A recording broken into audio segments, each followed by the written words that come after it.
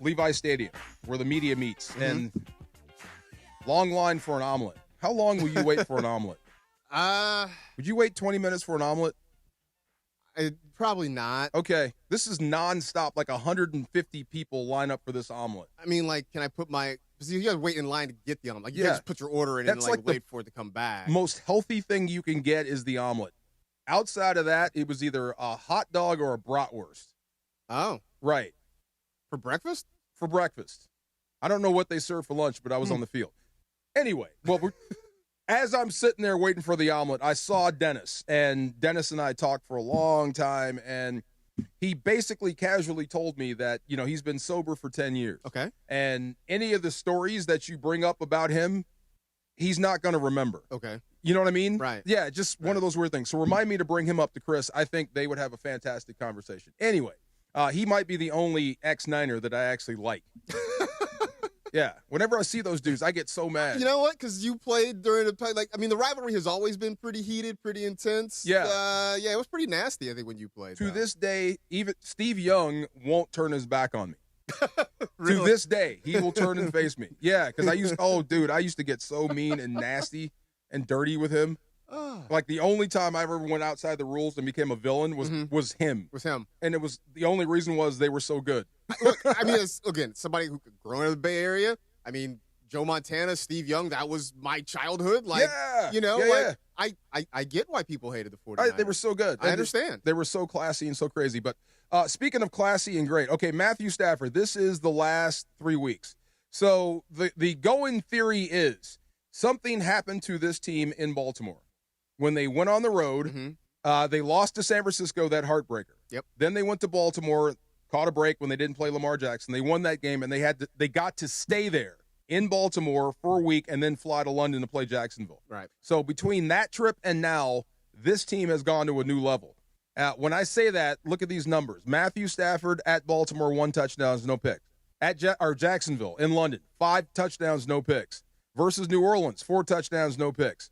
Versus San Francisco, just this past Sunday, 4 touchdowns, no picks. So this is what you call a guy that's making an MVP run. This is why I was saying when guys were so high on Baker Mayfield early this year, Baker Mayfield for MVP. I'm like, he can't keep that up. That's all scramble stuff. Right. Eventually, the physicality will catch up. He'll slow down.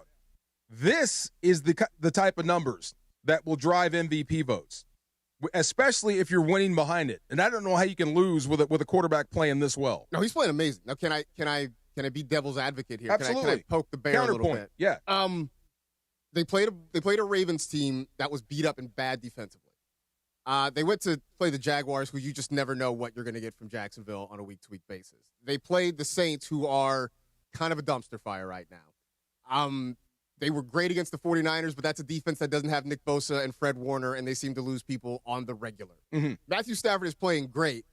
They've also had kind of a lull in the schedule right now. True. That is my devil's advocate point to you. No, you're right. And one of the things, this is so funny, Dick Vermeil, when he was changing the culture of the St. Louis Rams at the time, leaving Rich Brooks, a college head coach that just was bad. He just would scream at people, and pros would just turn off. But it worked at Oregon for whatever reason. It did. It worked at Oregon. Sort of. He only had like 1 winning season. He had a losing record when the Rams hired him? Did he really? Imagine that now. You tried to hire a guy from college with a losing record. Good luck. Bro, my God. Good luck. They would come after you. But so he would just scream. Anyway, he was changing culture, and one of the things I took from one of his meetings, because I took a lot of notes, copious notes, as they say. For good teams to make the playoffs, you have to keep losing teams losing. So I agree with you. They're not facing a murderer's row or the Ravens 2000 era defense. Right. But when they are facing teams they should beat, they're beating them. They're beating them. Yeah. That's the mark of a good football team. Yeah, so that's fair. I think this Sunday is going to be huge for both sides. I think the Rams are legit based on their personnel, how they're playing, and who they have. And on defense, same thing. I think Seattle they're doing exactly what you should do right now with a good, incredible quarterback in Sam Darnold. They're ahead of the curve. Now we're going to see which team is the best, because I do think whoever wins this game wins the West. I think so. I think that gives you a leg up, and certainly because with the Rams beating the Niners, that gave the Niners their first loss in the division. It ends up splitting that season series between those two teams. So now you may get into weird tiebreakers. I don't know. I got to look all that stuff up. But this gives you sort of a couple wins in a row in division. It puts you ahead in the standings of everybody else right now.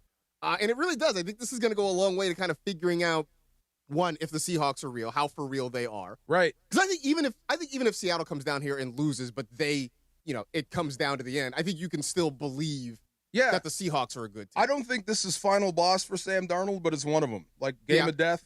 Like this. Right. Who was was that Kareem was the final boss? Yeah. Mm-hmm. Okay, it's not. He put a big foot in Bruce Lee's chest. I'll go ahead and say it's Kareem level final boss for Sam Darnold. You got to come through here. Now, he's won here before. It was 4 or 5 years ago when the Jets were winless. Right. And they wound up beating the Rams here. Sam Darnold was fantastic. His best game as a pro by far. It happens.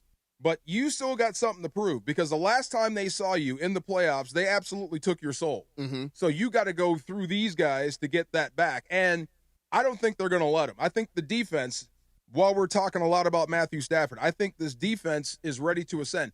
I heard people saying like the Rams defense didn't do that much, didn't have a sack. Well, the ball was coming out so dang fast. That was the 49ers game plan. That's sort of how they operate. Getting the ball out fast, and let's see what happens. The Rams answered the bell. They were tackling well. They were getting to their spots. They had minimal defensive breakdowns. The only answer they didn't have was Kittle. Which they never really seem to have an answer for George. And I'm okay with that. That's right. I mean, look, there's some guys that just are those dudes. Right. The one thing I'm mostly curious about is how do the Rams handle the Seahawks defense, right? Because Matthew Stafford's been amazing. Yeah. It helps when you have Puka Nacua and Devontae Adams. It's always great to have great wide receivers. Kyron's running the ball well. Blake Corum's been running the ball really well the last couple of weeks as well. I think this is going to be, at least on paper, the best defense they have seen in at least a month, maybe more. Bro, so after the game, real quick, we're going to get into the defense, but after the game, I had to go over and, interview Blake Corum, just ask him questions post-game. And Kyron was standing right behind him. Right. And when he answered questions, you could just see steam. I love this competition. I really do. I saw that they were on a podcast together. And you saw that. Yeah. You saw that. That's what I love this competition. I was focusing in on Kyron's face, and in my head, the Curb Your Enthusiasm music was playing as Blake Corum's talking about ball security being the most important thing. And I'm like, this feels like an awkward moment right now. The best thing for any football team is a running back that feels disrespected. There it is. Love it. Yes. I was like, I need somebody to just zoom in on Kyron's face as Blake Corum was talking about ball security and just have this music playing. Right. So funny. So it's going to be a rumble. It's a showdown, and it's coming to SoFi. I cannot wait. Let's get into that. What did you say? The Seahawks defense. I think they're the best defense that the Rams will have faced in at least a month. I tell you what I think. You're not far off. This is the DeMarco and Travis show with Marcus in for Travis on 710 ESPN. And it's Veterans Day. Wishing you a happy Veterans Day from all of us here at ESPN LA. This Veterans Day, it's time to honor your service and your future with veteran-founded National University. NU is a nonprofit and one of the nation's top educators of the U.S. military. With flexible online and hybrid programs, monthly class starts, and over 150 degrees, credentials, and certificates. National University helps you keep moving forward. You could even earn credit for your experience. Plus, check out military tuition scholarships for veterans and their families at NU.edu. This Veterans Day, remember what the day is all about. Happy Veterans Day. Cap here. Here's the scenario. Your home is flooded and the damage is severe. Now it feels like your insurance company is turning on you. They won't approve a replacement living arrangement and the adjuster leaves you in the lurch. Take a breath and call Avner Gatt. With years of experience and a passion for helping people, if you've got water damage at home, call Avner Gatt today. 818-917-5256 or avnergatt.com. That's 818-917-5256. Avner Gatt. Your claim, our game. Located in the heart of downtown Los Angeles, Crypto.com Arena is pulling back the curtain and unveiling new behind-the-scenes VIP tours presented by Delta Airlines, which offers an exclusive look inside one of the world's most iconic sports and entertainment venues. Expert guides will lead small groups through spaces that have hosted legendary sports championships, world-renowned concerts, and epic awards. Guests will also explore the VIP areas and experience the arena's latest renovations. Visit CryptoArena.com/tours for more info. Actual price will depend on product and subscription plan. Featured products are compounded drug products, which the FDA does not approve or verify for safety, effectiveness, or quality. Prescription products require an online consultation with a healthcare provider who will determine if appropriate. See website for details, restrictions, and important safety information. Want a boost in and out of the bedroom? Hims has you covered. Introducing a new 2-in-1 approach to level up your game. Tadalafil for better bedroom performance and zinc for testosterone support. Put it all together and you've got what you need to turn things all the way up. Getting started is simple. Just go to hims.com/joy to start your free online visit. Through Hims, you can access ED treatments including pills, chews, and more. 100% online. No office visits, no pharmacy lines. Just fill out a simple intake form and a licensed medical provider will determine if treatment's right for you. If prescribed, it ships free and discreetly to your door. Find affordable treatment options at up to 95% less than brand names at hims.com/joy. That's hims.com/joy, hims.com/joy. Yo, this is Jerry Garcia. It's your boy Concrete. And you're listening live to the 710 ESPN Radio, the best show, 3 to 6, DeMarco and Travis live. Let's go. More DeMarco and Travis right now.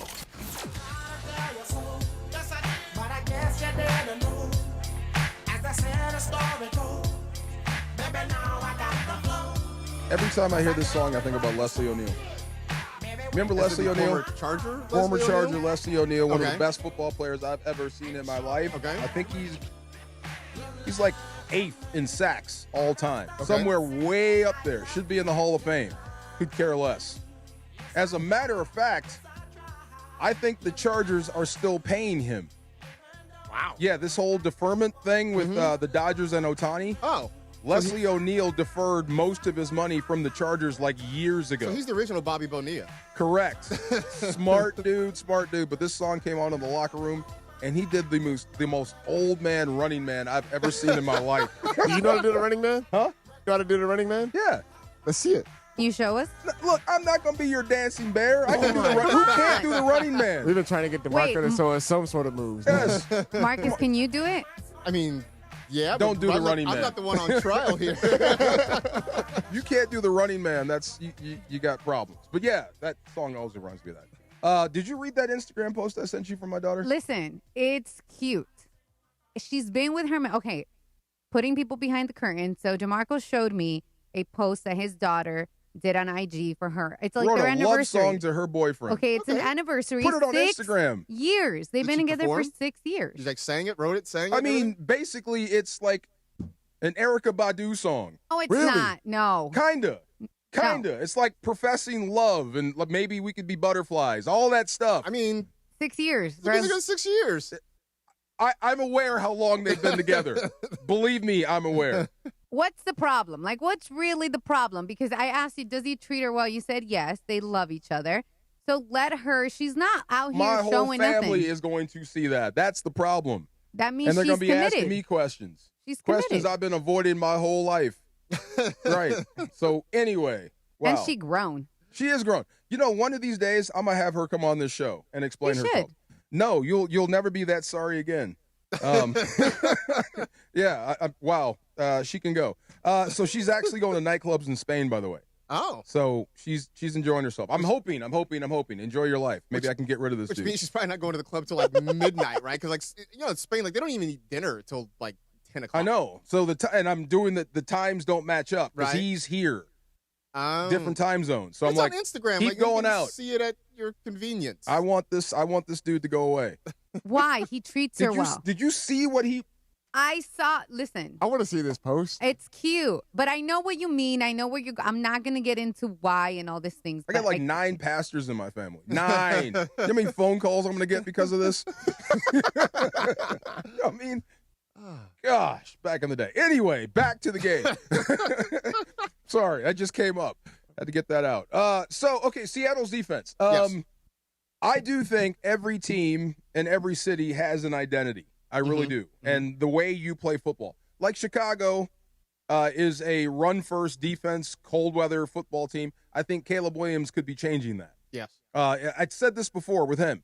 To play quarterback in Chicago, it's a meat grinder. No one can be good there. But if anybody can, he's got the talent to do it. He does. And I said before this season that he's going to break the ceiling of being the Bears' first ever 4,000-yard passer. The Bears have never had a 4,000-yard passer. I am right there with you. In their yes. history. I don't know if it's going to matter much, but he's going to do it, right? The city of Chicago got a Pope before they got a 4,000-yard passer, right? Wait. Yeah, thank you. Caleb's going to do that this year. I mean, here's the thing. The Bears fans talk about Sid Luckman. Like, no one under the age of, 60 or Jim McMahon knows who Sid Luckman is, but that's who they hold up. That's all you got. Yeah. If anybody's going to do it, it's him. So I think every team has sort of an identity. The Seattle Seahawks, to me, when they're playing their best football, they're running it and they're stuffing you up there. They have a natural built-in home field advantage. It is loud up there. You know why it's loud? It's the only time Washington State fans and UW fans can actually agree on something. On anything? Yes, and they have a reason to go bonkers. It's so loud in there. I think that is the toughest place to play when they're clicking. So we'll see. I mean, can that defense travel? Will it travel down here? Do you have enough to match up personnel-wise with what the Rams are bringing with 13 personnel, Devontae and Puka? And I think that 13 personnel thing is going to be a big deal, right? I mean, obviously they're playing great football out of it. You got 4 really good tight ends. You got 4 tight ends. You're putting a bunch of them on the field at one time. You do have a lot of decisions to make.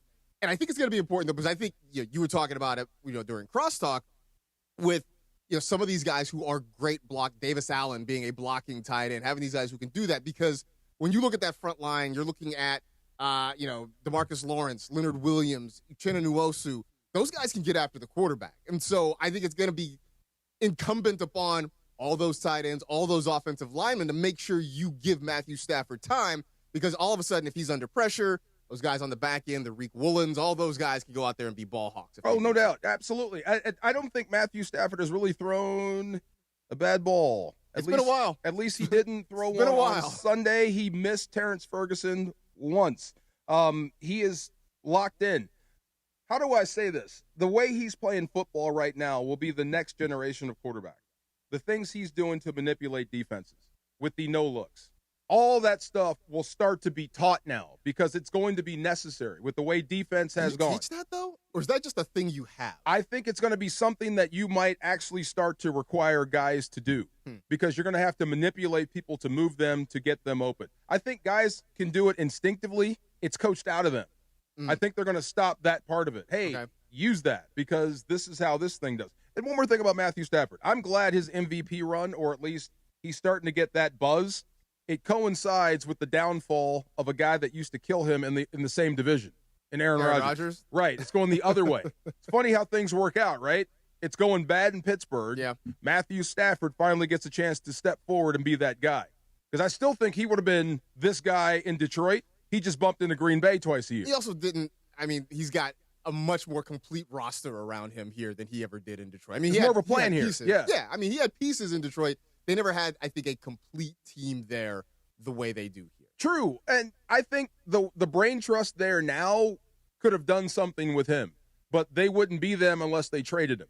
Right. It's one of those weird things. Well, it's one of those things where, it's a trade that really, for the most part, has worked out for both sides. I know the Lions haven't won a Super Bowl, but Jared Goff. Wait, hold on. Rewind that part. The Lions haven't won a Super Bowl. It worked out well for both sides. Sure it has. I mean, but Jared Goff now is not the same Jared Goff as when he was here. And the Lions are a damn sight more competitive than they have ever been, certainly in my lifetime. What's the one thing they don't have? They don't have the Super Bowl. That's right. That's me being petty. But let me say this real quick about those tight ends, 13 personnel. It's good to have Tyler Higbee back, and I can't say that loud enough. He's such a leader. When he came back early in the season and scored, and the entire sideline erupted. Everybody jumped off the bench. That's what he means. He is the greatest tight end in Rams history. Numbers, starts, everything. You have to give that to him. Now, not a great list. That's right. Kind of give me another one. Going through the mental Rolodex. Jared Cook? Gone. I mean, look, I don't know. I'm not. He was here for a minute. I felt so bad for him. They brought him in to be a split-out tight end, and then injuries happened, and he had to go block in line. He was not very happy. That's a receiver blocking in line. So, yeah, he is a leader. Having him back was huge. Colby Parkinson turning the corner and turning into a guy that could take hits because he had 2 shots this season, especially one. I don't know who hit him. A linebacker hit him again. Right square in the head. I think last year he's out of the game. This year, different guy. And Davis Allen is hungry. He's made himself some money. And they're being coached well. A guy named Scott Huff, who used to coach at UW. Jimmy Lake is also on the staff with the Rams. He was the head coach. There's a lot of that influence. So watching him coach this group and getting better, and then you got to add in Terrence Ferguson, who is basically a receiver. Like you said, depending on which three is out there, you got problems. You could have the three bigs with Higbee, Davis, and Parkinson, and they run the football. You can slip in Ferguson, take one out. Now you've got a passing option plus a run option. That makes them dangerous.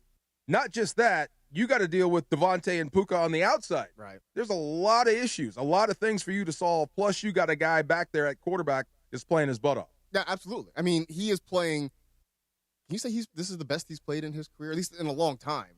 Okay, Certainly. So I counted this. This is before he played the Saints, and I told him this pregame. I said, if you count in college, you've made 273 starts. So add one more. That's 274, college and pro. You tell me what he hasn't seen before. Probably not much. Right. You've seen coordinators and sons of coordinators running the same stuff. That's what I'm saying. So, yeah, I think, is he playing his best football? Sure. I think so. Mentally, absolutely. Physically, he's 37.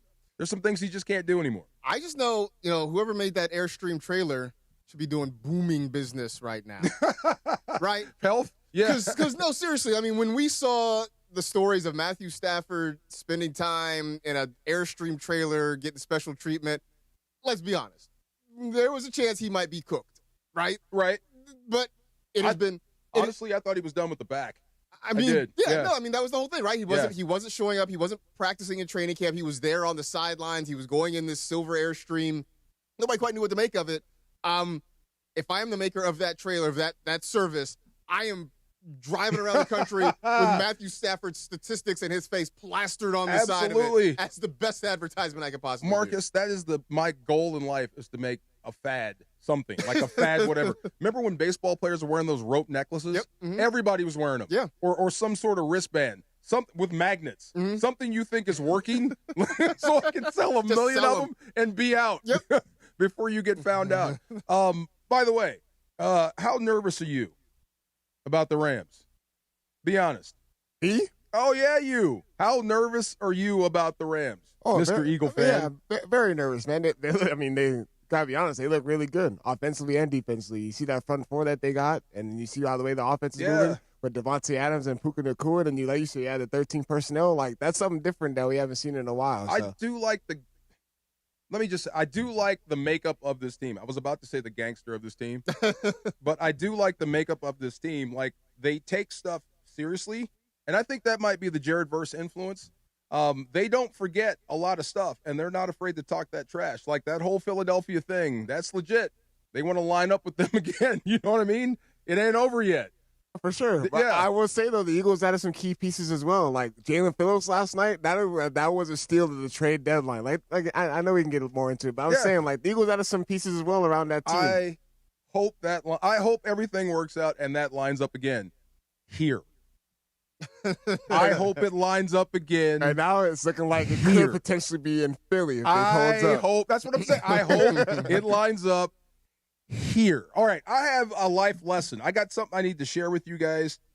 Tell me if I'm doing this wrong about parenting. I'm going to take you into the far side. Next, DeMarco and Travis with Marcus in for Travis on 710 ESPN. And football fans, join Travis Rogers, Tua Cravens, and Chris Morales this Sunday for the Rams postgame show live at Hollywood Park Casino. Score signed memorabilia, grab tickets to future ESPN LA events, and keep the party going at LA's hottest card room. That's Hollywood Park Casino, 3883 West Century Boulevard in Inglewood. Sunday after the game must be 21 or older. Hollywood Park Casino, where LA comes to party and play 24/7. Hi, it's LeBron. The Lakers play here. 710 ESPN. KSPN, Los Angeles. A good karma brands radio station. It's Veterans Day in the Southland, and it means just a little bit more than less traffic on the roads today, buddy.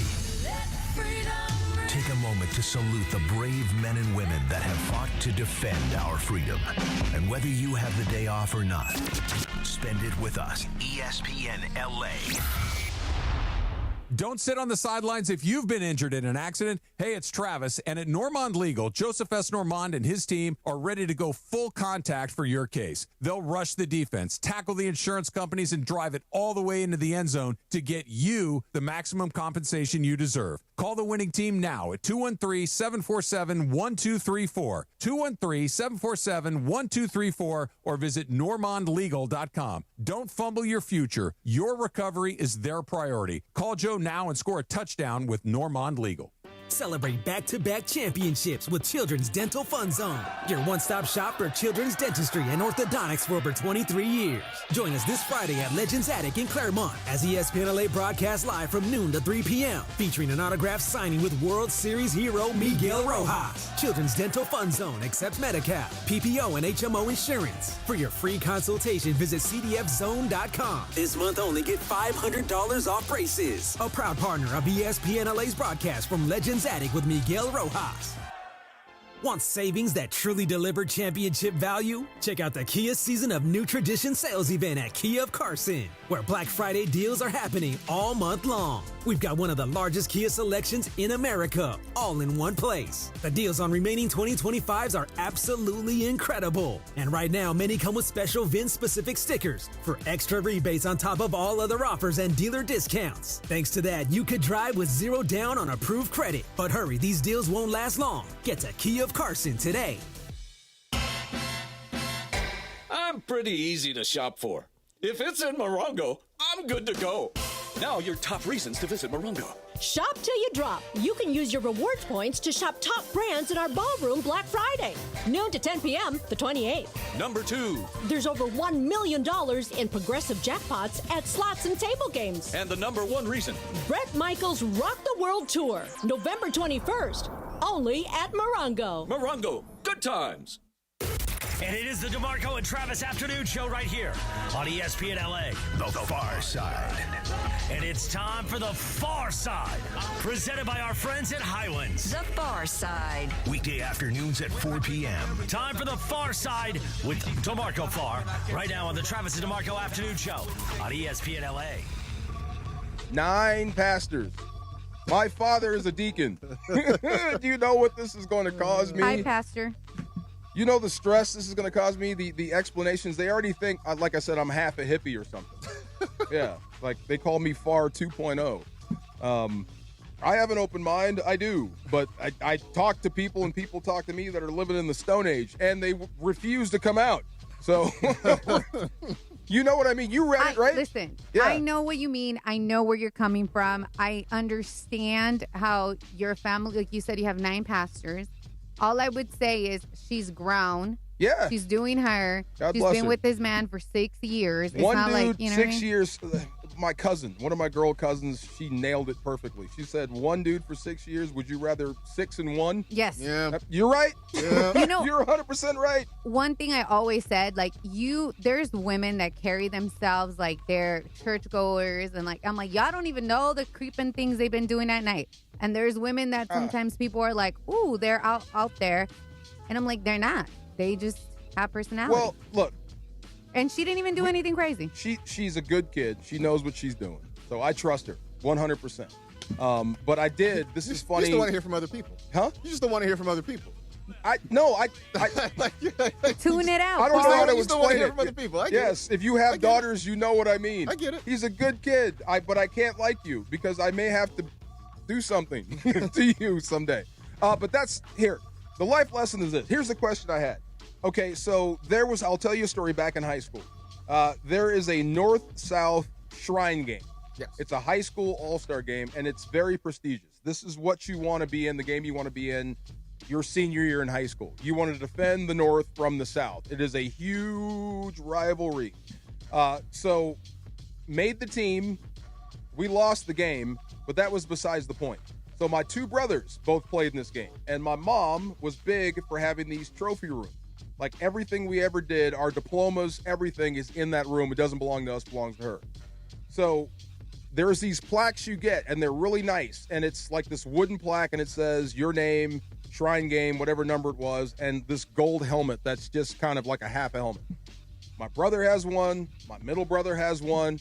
I finally got mine. I was so happy. We're at the banquet, and I'm talking to some dudes that I know, and I asked a buddy's girlfriend, can you hold my plaque for a minute while I go do this? I don't even know what I did. Came back, turns out she lost the damn thing. What? Right. She lost it. How do you use a plaque? She put it down, didn't care about it, walked off, never saw it again. No. Right, and it sucks. I mean, it's just a trophy. It's no big deal, but still it bothers me. Whenever I go home, go to the trophy room, there's those 2 plaques and the spot for mine, and it's not there. So from that point, I learned a lesson. Mm-hmm. Always keep up with your blank. Yes. If you don't want it lost, make sure you take care of it. This is why I don't buy sunglasses. This is why I don't have a watch, because I keep losing them. So I don't deserve you know that about yourself. Right. I don't deserve it. So here's the thing. My daughter just finished her flag football season. So proud of her. They made the Super Bowl for her division. They lost. We got stumped. That's not the point. The fact is they got better and they made the game. It was awesome. So they gave the team trophies, a necklace, and a ring that says PVP, flag football, Super Bowl. It was really awesome. Mm-hmm. We go to the pizza spot for the post-game party. Everybody's having a blast. It was so much fun at Lamppost Pizza. People know what that is. Having a blast, yada, yada, yada. Turns out she lost the ring.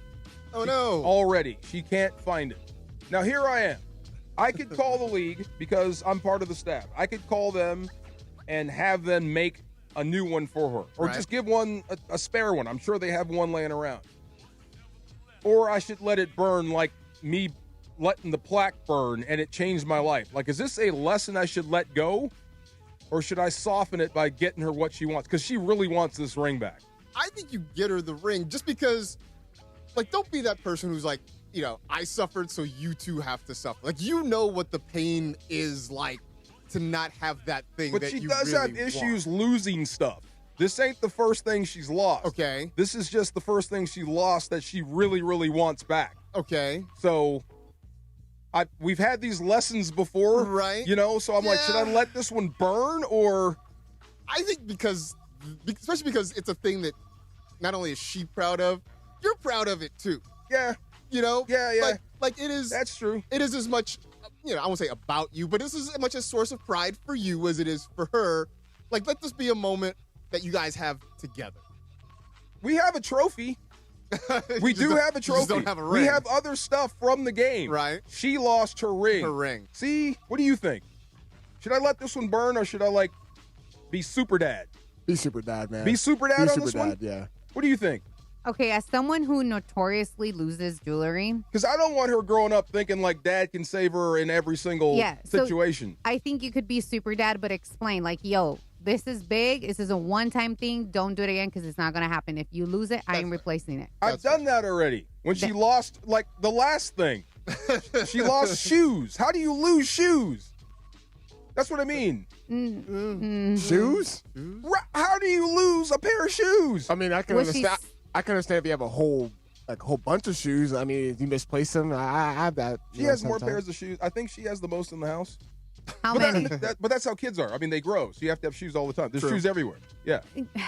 I think because she's still young, you can let her slide, but really make it a point of like, this is the last time. And then the next time, you gotta grab your cajones and not do it. I should have done that. I'm letting it burn. I am. This is. We tried. I disagree. I'm going out. See, 1950. I'm letting it burn. I will not come in and save the day on this one. You lost it. Let it burn. Keep up with your stuff. All right, Nico is out. What does that mean for Dallas? That's next on the DeMarco and Travis Show with Marcus Grant on 710 ESPN. And it's Veterans Day. Wishing you a happy Veterans Day from all of us here at ESPN LA. This Veterans Day, it's time to honor your service and your future with veteran-founded National University. NU is a nonprofit and one of the nation's top educators of the U.S. military. With flexible online and hybrid programs, monthly class starts, and over 150 degrees, credentials, and certificates. National University helps you keep moving forward. You can even earn credit for your experience. Plus, check out military tuition scholarships for veterans and their families at NU.edu. This Veterans Day, remember what the day is all about. Happy Veterans Day. What's going on? It's Bethel Durant, and I love rolling around in my Toyota. Tacoma, to be exact. And right now, if you're in the 818, go check out the All-Stars at Northridge Toyota. In the 626, it's all about Wondries Toyota. Lease a brand new 2025 Tacoma for just $164 a month or 36 months plus tax. Northridge Toyota or Wondries Toyota. Serving all of SoCal sports fans, they make it easy. Lease excludes tax, title, license, registration fees, and dealer options and changes. $59.99 cash or trade equity down. Expires 11/30/25. Discover huge savings with the wonders of the sea. Meet the joy of the holidays at SeaWorld's Christmas celebration. Make new friends with over 9,000 animals, including live reindeer. Snap a photo with Santa and a selfie under San Diego's Christmas tree. Enjoy dazzling shows, new flavors, and festive presentations in a winter wonderland with over 1 million twinkling lights at SeaWorld's Christmas celebration. Select dates from November 14th through January 4th. Save up to 60% on tickets, fun cards, and passes during our Black Friday presale. Hurry, offer ends soon. Restrictions apply. Get ready, SoCal. The ultimate entertainment destination is opening November 13th. Hard Rock Casino Tahoe. Just 15 minutes south of Bakersfield. Less drive time means more playtime with 24/7 gaming action, unforgettable dining, and live entertainment. It's the new hotspot for ESPN LA fans. Whether you're celebrating a big win or just soaking in that Hard Rock energy, don't miss it. Hard Rock Casino Tahoe. Opening November 13th. This is how SoCal plays. There's one thing that I'm truly thankful for this year, and that's my Life Source water system. We know LA City water is lousy, filled with chemicals and chlorine. That's why I made the switch to Life Source water. It's not just better, it's essential. For a limited time, Life Source water will pay your sales tax. Call 800-WATER-99 now or visit lifesourcewater.com to save up to $1,000 during their no sales tax special. Life Source. Taste and feel the difference. Warranty limitations apply. All right, guys, I'm here with the crazy Hernandez brothers from Hernandez Wholesale Flooring. Okay, I understand that, you guys obviously have dealt with contractors, wholesalers, but is there a project too big? Is there a project too small for you guys? No, not at all. No project's too small or too big. We could handle anything you need. Are you kidding me? With as much as people love their pets now, people come in for carpet for their doghouse. So we can do a project that small, and we're happy to do that. For the best prices on hardwood carpet and more, call 866-62-FLOOR. Every 40 seconds, a child is reported missing. That's 2,000 children every single day. It's a heart-wrenching reality that we can no longer ignore. Find the Children is a nonprofit organization dedicated to helping find missing kids. You can be a part of their mission by donating your unwanted vehicle, running or not. Call 1-800-294-0222. We guarantee that you will receive the maximum tax deduction. We provide fast, free pickup with 24-hour response. Call 1-800-294-0222. Find the Children provides crucial resources to help find missing children and educational materials to teach kids how to recognize and avoid predators. Our recovery programs have a proven track record of reuniting kids with their families. It's time to act. Donate your unwanted or unused car. Help us build a world where every child is safe. Pick up the phone and call 1-800-294-0222. Together, we can bring these kids home safely. This advertisement was paid for in partnership with Cars R Us and Find the Children. This is the afternoon show with DeMarco and Travis. I love a good fruity cocktail. Yeah. Oh, yeah. You look like a fruity cocktail guy. I will have one. DeMarco and Travis is on right now.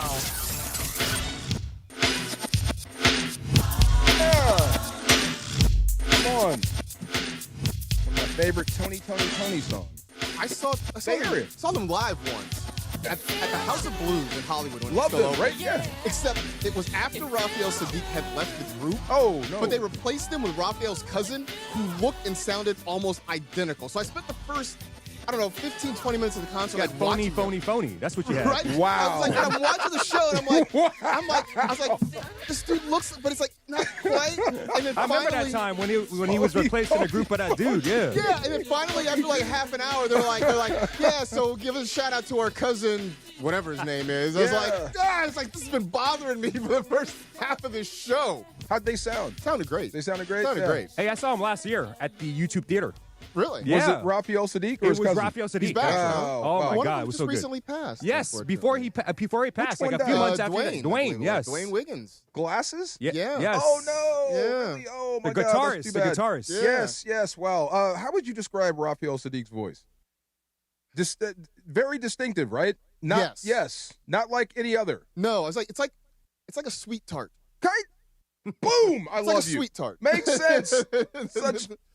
Is that Funchy back there, by the way? That is Funchy. That's me. With the line. No, I was just looking up I'm here. Your commanders. Oh my God, bro! What happened to your commanders? Shambles right now. Injuries, oh my baby. God! Hey, 1, injuries. 2, 3. You've lost 5 straight. You Injuries. got blown out by the Lions. And sophomore slump for Jaden Daniels, man. Oh my God! Wow. What can you do? We'll get back to that later. I just love it. I'm doing my NFC and predictions and seeing how we can get the Eagles back here because this is going to be fun. Anyway, so talking about Dallas and Nico Harrison being fired. You, during the break, you said Draymond Green popped up. What did he say? Yeah, Draymond has thoughts. I know that's going to be new to everybody. Draymond Green, a guy who notoriously keeps things inside, does not share. I think we all secretly like Draymond Green. Yeah, everyone loves Draymond. Yes. Yeah, he had some thought. I guess it was on his recent podcast is where he said this. But y'all want to go point the finger at Nico because that was a storyline. Now let's make that a storyline again. This bleep is whack to me. So next year they come back, their full team that Nico intended to be out there, and they have success. Then what? The team he's constructed to go win a championship hasn't been on the court. Nobody assumed Kyrie Irving would tear his ACL. Anthony Davis started out with the eye. He's had the injury as of late. That team hasn't really been out there. Okay, see, now that's what I said to start the show. Because what if, like, time will tell if Nico is right or wrong. I think you asked it. Why do you do this now? Mm-hmm. I think they just kind of bent to fan opinion, the ownership, and just sacrificed him, threw red meat to the dogs. Yeah. The easiest way to satiate the crowd is to fire Nico. That's what you've been chanting for. But I'm like, what happens if they actually get healthy and look good? The same team he built. Then what do you say? True, but I think part of the knock on him for making the deal, one, because they gave up Luka for relatively little. But the other part is you got back a guy who was notoriously hurt all the time in Anthony Davis. If like he got there, and then he pretty much got hurt almost immediately from the time he got there. He's the TR7. TR7 of centers. And so, like, yeah, I mean, you could say well, what if they get healthy and they're ready to go again? But just the history of Anthony Davis suggests him being healthy is sort of a temporary state of affairs. Yes, he's the Range Rover. The Jaguar. Yeah. Looks great, but it's going to be in the shop a lot. lot. It's going to leak oil. Looks great, but my God, something's going to be wrong with it. And it's always going to cost you at least $5,000. Nico already updated his Instagram bio. What did he say? Unemployed. As a joke? I don't know if it's a joke, but previously it was GM of the Dallas Mavericks. Now it's just says unemployed. Wow. I mean, wow. I guess that's technically true. Are you trying to? Yeah. This may not be the time for jokes, but I guess what choice do you have? Here it is. I'm looking at it. It says girl dad and unemployed. Like those are the two things on his Instagram bio. It's not as like the buyout. I'm sure he leaves with something. Not like college football, but he's not going home empty-handed, right? No. There's got to be something, some sort of deal there. I need one of those jobs where they just pay me to go away. Well, that's the other thing. Like, do you think he gets another NBA job after this? I think Luka and the Lakers have to say something about that. This deal has to work out for them. You have to win championships with Luka. Here's the path. And I don't know. I don't think I've ever really heard him speak in depth or at any real length. But the path is always find yourself on a podcast, find your way onto television, find your way into media in some form or other so you can, one, sort of stay top of mind, right? Everybody sees you. Everybody's, like, thinking about you. But also you can go and put takes out there. You can let people see how you think and what your philosophies are. And eventually, like, that'll always be following you that you're the guy who traded Luka Doncic. But after a while, that sort of washes over a little bit. If you could do that for a couple of years, maybe somebody gives you another shot. Well, that's what I'm saying. Like 5, 6, maybe 10 years from now, I don't know how old. How old is Nico Harrison? He's not. He doesn't look to be that old. I would guess early 40s. I'm not sure. 52. 52. Oh, wow. Okay. So, I mean, 5 years, I think you're going to know if he was completely right or completely wrong. Depending on what the Lakers and Luka do, and what Dallas does. Because like you said, it's not out of the realm of possibility if they get everybody back and they start to be a contender. And it's crazy because you look at that roster, how it's constructed. Right. It's like that is the ideal team that you want. Like Kyrie Irving, a superstar. You got Anthony Davis, and you pair him up with two other centers as well, and then you got a rising star and Cooper Flag. Like, you got good pieces around that team. It's not really meshing together, obviously, because of injuries and stuff like that. I do feel like it's a little too early that he got fired because you don't have all your right pieces. But I understand why they did go ahead and fire him, because you traded away one of the most, like, literally the generational superstar. Everything you said about this dude, right? He's fat, he's out of shape. Well, that's not the guy I'm seeing for the Lakers. The guy I'm seeing for the Lakers looks athletic, and he just dunked the ball. Right. You know what I mean? Like, you don't trade away guys like that and then don't get a haul for him. Like, that's why they went ahead and fired you, man. Because look what he's doing for the Lakers right now. They're having success for a reason. And how would you describe, when you watch Laker games and watch that offense go, how would you describe what that feels like? It's fun. It's pretty much it is really fun. Don't get good, me wrong, right? it's fun. It's fun. They play in a way that it's different than, I mean, they don't run the floor as much as I would like them to. That's something that's, another discussion. But it's fun. Yeah, it is. It's fun. But you're getting at what I'm not getting I know anything. you are. I'm just saying it's fun. It is. It's a 500-pound elephant in the room. Because either way, if it changes or goes bad, regardless if it's his fault or not, it's going to be his fault. It is. As soon as he comes back on the floor. Do you think it can still be fun when he is back? Yes. Okay, now here's the thing. This is where I yield to the ball knowers. You tell me how this looks, because I knew from jump, everybody did, right off the rip, that LeBron and Brody were not going to work out, right?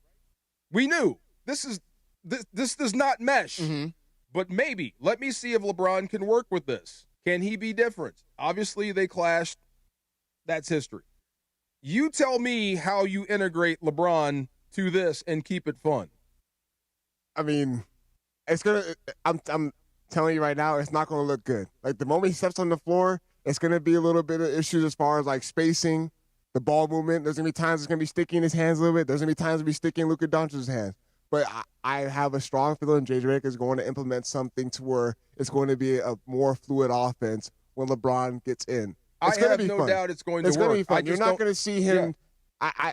He's going to understand his role. He's going to come in and understand that the offense has been fluid with Luka Doncic and Austin Reeves. Is he going to go in there and be a spot-up shooter? No, that's not LeBron's game. Is he going to come off the dribble and do stuff? Yes, that is more LeBron's game. But him coming in there and just going to automatically ruin and this offense is going to deplete, I don't think it's going to happen like that. It's not going to look pretty the moment he gets in. I'm not telling you saying right that now. at all, and I'm with you. I need to see how, give me a vision as to how this is going to work with Luka being Luka. We'll probably see more and actions Austin of Reeves staying Austin Reeves. How does he fit into that? We'll see probably more action as far as Luka Doncic, and we see LeBron James coming off the screens, he passing the ball, and then that's 2 where he seconds opens left up. on the clock? No, not 2 seconds left on the clock. Lakers have actually done a better job this season, not doing stuff like that. But I feel like J.J. Redick is going to drop something where if Austin Reeves if he's going tonight, we're going to drop something where Austin Reeves coming off of a screen and we see more fluid offense. LeBron's actually coming off of and making cuts, moving without the ball. Yeah, what he originally kind of wanted to do when Anthony Davis was here, playing off the ball a little more. And you're seeing that guys are able to play off the ball a little more. Like, people thought that Luka Doncic and Austin Reeves weren't going to work because they were too ball dominant. Look what's happening right now. Austin Reeves is getting 20 to 25 points, along with Luka Doncic scoring 35 to 40. Like, there is ways to where offense can have success with ball dominant players, and we're seeing it. JJ, so far so good, but I think the biggest moment of his life is coming down the stretch. But look, great win versus the Hornets. They showed some grit. They showed some fight. Offensively, Luka can just get whatever he wants when he wants. And that's almost as fun as having Matthew Stafford as your quarterback. It is. When you have a guy that good, I mean, it just makes you sleep better at night. You always have a shot to win a game, no matter what. He can always get you back in it, or you're never that far out of it. I don't think you'll get blown out with Luka, do you? Well, they got blown out the other night. I guess they did. Yeah, I guess it can't. If you're Atlanta playing that, came in there with no guys. Right. They got blown out the other night.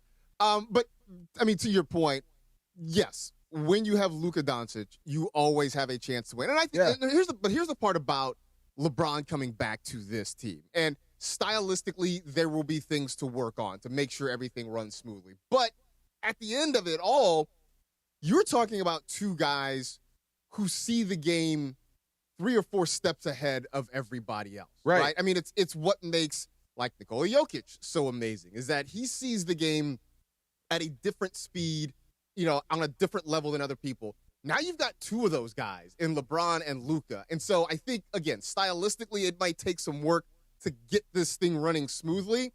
But you're talking about two of the smarter basketball minds we've ever seen working together on the same squad. Oh, no doubt.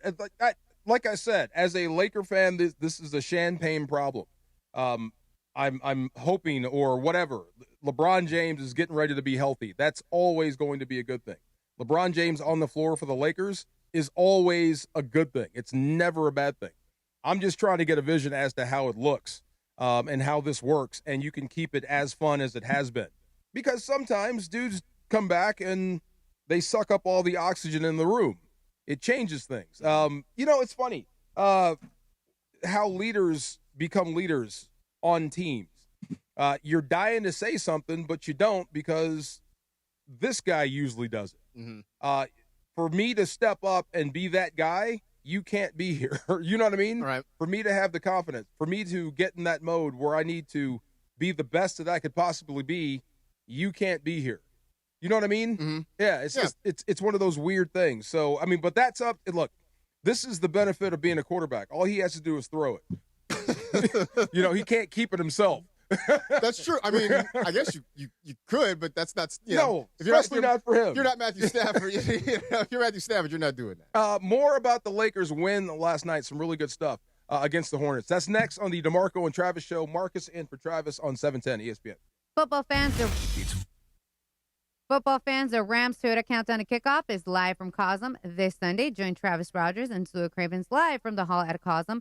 Feel the energy on a massive wall-to-wall LED displays. Enjoy local food, try the lemon pepper wings, craft cocktails and beers, and get game day ready with us. Plus, get a free hall entry when you show your SoFi Stadium ticket. Don't miss out. Learn more at Cosm.com. It's Veterans Day in the Southland, and it means just a little bit more than less traffic on the roads today, buddy. Take a moment to salute the brave men and women that have fought to defend our freedom. And whether you have the day off or not, spend it with us. ESPN LA. I'm pretty easy to shop for. If it's in Morongo, I'm good to go. Now your top reasons to visit Morongo. Shop till you drop. You can use your rewards points to shop top brands in our ballroom Black Friday, noon to 10 p.m. the 28th. Number 2. There's over $1 million in progressive jackpots at slots and table games. And the number 1 reason. Bret Michaels Rock the World Tour, November 21st, only at Morongo. Morongo, good times.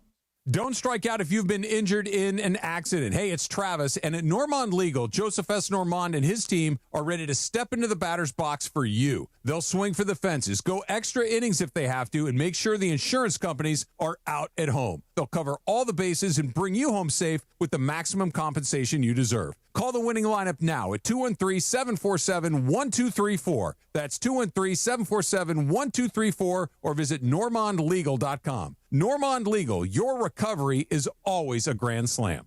Cap here. Here's the scenario. Your home is flooded and the damage is severe. Now it feels like your insurance company is turning on you. They won't approve a replacement living arrangement, and the adjuster leaves you in the lurch. Take a breath and call Avner Gatt. With years of experience and a passion for helping people, if you've got water damage at home, call Avner Gatt today. 818-917-5256 or avnergatt.com. That's 818-917-5256. Avner Gatt. Your claim, our game. Every 40 seconds, a child is reported missing. That's 2,000 children every single day. It's a heart-wrenching reality that we can no longer ignore. Find the Children is a nonprofit organization dedicated to helping find missing kids. You can be a part of their mission by donating your unwanted vehicle, running or not. Call 1-800-294-0222. We guarantee that you will receive the maximum tax deduction. We provide fast, free pickup with 24-hour response. Call 1-800-294-0222. 0222. Find the Children provides crucial resources to help find missing children and educational materials to teach kids how to recognize and avoid predators. Our recovery programs have a proven track record of reuniting kids with their families. It's time to act. Donate your unwanted or unused car. Help us build a world where every child is safe. Pick up the phone and call 1-800-294-0222. Together, we can bring these kids home safely. This advertisement was paid for in partnership with Cars R Us and Find the Children. This is the afternoon show with DeMarco and Travis. They told me you used to be hip, Trav. Used to be? Yeah, What do you mean? They said, like sweet tea. Used to be hip. Like you can get down. Afternoons with DeMarco and Travis rolls on. I'm pretty comfortable wherever I need to be comfortable. You should take him to the club. Back to the guys. You ready, dude? I'm ready, Slick. Are you? Oh, yeah. Take it down. Girl, You're telling me Nico Harrison got fired and he's in Oklahoma? Oh, no. He's not in Oklahoma, is he? Oh, I thought you said he was in OKC. Where was he? Ireland's in OKC. Oh, Ireland's in OKC. I'm sorry. That would have been wild, though, I'll look for Nico DeMarco. I'll look for him. I have a hotel room overlooking the arena, and I will look for Nico throughout this conversation. But Please don't. I misunderstood Bergman for a hot minute. John, what's happening? John Ireland joins us. What's going on, big time? How are you, sir? I'm good, guys, and excited about this game tomorrow. I heard you guys just talking about it. And did you know that they play the Warriors here tonight? It's going to tip off in about half an hour. So that might give the Lakers a little bit of an advantage that the Thunder are on the second night of a back-to-back and the Lakers won't be. But they are so good, you guys. Yes. They're 10-1. Their second-best player, Jalen Williams, who, of course, might miraculously be healed tomorrow to play his first game. Course. I mean, we don't know, but that tends to happen when the Lakers come to town. But we're going to get DeMarco and Marcus a really good report card tomorrow night. Either way, if they get blown out, I heard DeAndre say they did get blown out in Atlanta, but Austin didn't play in that game. Austin Reeves, he's back. And so we're not going to have LeBron, but we're going to have Reeves and Luka. And I think tomorrow after the game, it's a late tip. Here, 8:30 in Oklahoma, 6:30 where you are. So tomorrow night at about 9 o'clock, we're going to have a really good report card on just how good the Lakers are. Well, Luka's been fantastic. 38 points, 6 rebounds, 7 assists, 5 3-pointers. He looks dynamite. He looks great. He's playing great. This team is a lot of fun to watch play basketball. Is there a way to keep that going when LeBron comes back? Yes. And I keep hearing people say, DeMarco, that and you're 100% right what you said last segment. If he comes back, even if he plays great and the Lakers start losing, people will blame LeBron. People love to blame LeBron for everything. But what you forget is LeBron is super smart. And what he does is when he smells blood in the water, when he thinks he can win a title, that's when he locks in. And I would have told you a month ago that the Lakers were an extreme long shot to win the title. I think I would have said the same thing about the Rams. Yeah. And now I'm reversed on both of them. Yeah. I think the Rams can win the whole thing, and I think the Lakers can give OKC a run for their money. You know I what? think that both teams have shown that they're that good. You know what? This weekend is so fly for the Rams. Talking about the Rams, I think the winner of this wins the division. I'm trying to do the math right now to see if you can keep the playoffs going through here. I don't know if that's possible in the NFC, but I do know you need to stack as many NFC wins as possible. But what do you think of Seattle? Do you think they're for real? Yeah, I do. And I like Sam Darnold. I've always liked him. I think the Rams are going to beat him. I just think I love the way the Rams are playing. Their only Achilles heel, DeMarco, and you are on the field for every game, so you know better than me, is could the kicking game jump up and bite them? They've been shaky on special teams, but if you look at the offense and the defense, they're as good as anybody in the NFL. Matter of fact, guys, think about this. And, DeMarco, I know you've thought about it. The Rams should be 9-0. Oh, yeah. Mm-hmm. If you think about the game in Philly, that was a 48-yard field goal. High school kickers make that kick. Mm-hmm. And instead, Philly blocks it, goes the other way, and the Eagles win. Then you think about the Niner game. They're going in to take the lead, and Kyron fumbles on the 1 yard line. 1 yard line. I mean, he goes one more yard, and they win that game. So I don't know if you're the same way, DeMarco and Marcus, but I'm extremely high on the Rams, and I'm starting to get there with the Lakers because I think when LeBron comes back, how are you going to guard that team? You got to double-team Luka. You got to double-team LeBron. And that leaves Austin one-on-one, and he's been cooking people one-on-one. And if Rui shoots the way he shot last night in Charlotte, yes, we got here to Oklahoma City about an hour ago. I think Rui was 10 of 13 from the field. If he shoots like that, the Lakers are going to be extremely tough to beat. Now, I don't know if they're going to win tomorrow. Yeah, has the light come on for Rui? He seems to be playing with more confidence. Well, here's what it is. So think about this. When you go, when the Lakers were playing without Austin, that means the number one defender on the other team takes Rui and just takes him out of the game. They have a guy, Lou Dort, who is an elite defender, like first-team All-NBA defender in the conversation for Defensive Player of the Year every year.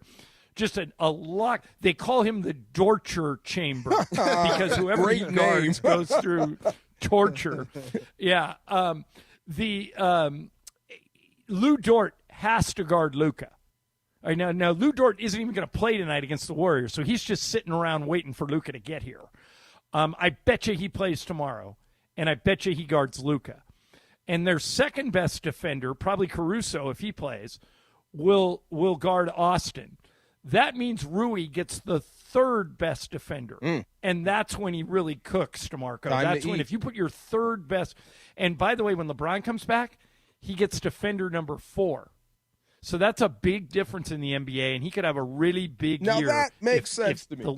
Thank the Lakers can stay healthy. That makes total sense to me. I am on board. See, there you go. So, John, I want to bring this back around to where we started, though, with Nico Harrison, because I have this theory, and you can sort of, tell me I'm stupid or crazy, but that the Luka dunk really sort of, I think, triggered something in Dallas ownership, that you had a guy that was being called fat and lazy and unmotivated. Now he gets to L.A., he's slimmer, he looks like he really is locked in, to the point that now he's dunking in games and shouting at people. I just feel like it triggered something emotionally in Dallas ownership that they just said, that's enough, that's the final straw, Nico's got to go. I think you're half right, Marcus. The other half of that, everything you said is 100% accurate. The other half of that is AD has been unavailable, has played. I think that I looked it up the other day. Since the trade, Luka's played 46 games and AD has played 14. Oh, man. So I think what Nico sold them on was, look, we're getting one of the best defenders in the NBA, and Anthony Davis is. The problem is, and DeMarco, you talk about this a lot in football, the most important thing is availability. Mm-hmm. If you're unavailable, I don't care how great you are. I don't care if you're Marshall Faulk. If you can't get on the field, you can't help your team. And that's been so I think it was a combination of those two things, Marcus, that Luka locked in, got in shape, ended up on the cover of Men's Health. He's on a revenge tour, all the things you said, coupled with AD has been unavailable. He hasn't helped them. They're 3-8, and the Lakers are the opposite. And I think all those things led to his downfall. I wonder if 5-10 years from now, will Nico Harrison be avenged? Like, what happens if they actually get healthy, the team he built in Dallas? What if they get healthy and they're on the floor and they're actually pretty good and they actually win one? Then what do you say? Does Nico Harrison get to work in the NBA again after this? I don't know. It's a great question. I'll say this about Nico. We all knew him and got to know him when he was Kobe's guy at Nike. And that's why Rob Pelinka knows him so well, and that's why he was comfortable dealing with Rob. Nico's not a bad guy. He made a bad trade, and then he kind of compounded it when he kind of crapped on Luka on the way out. Right.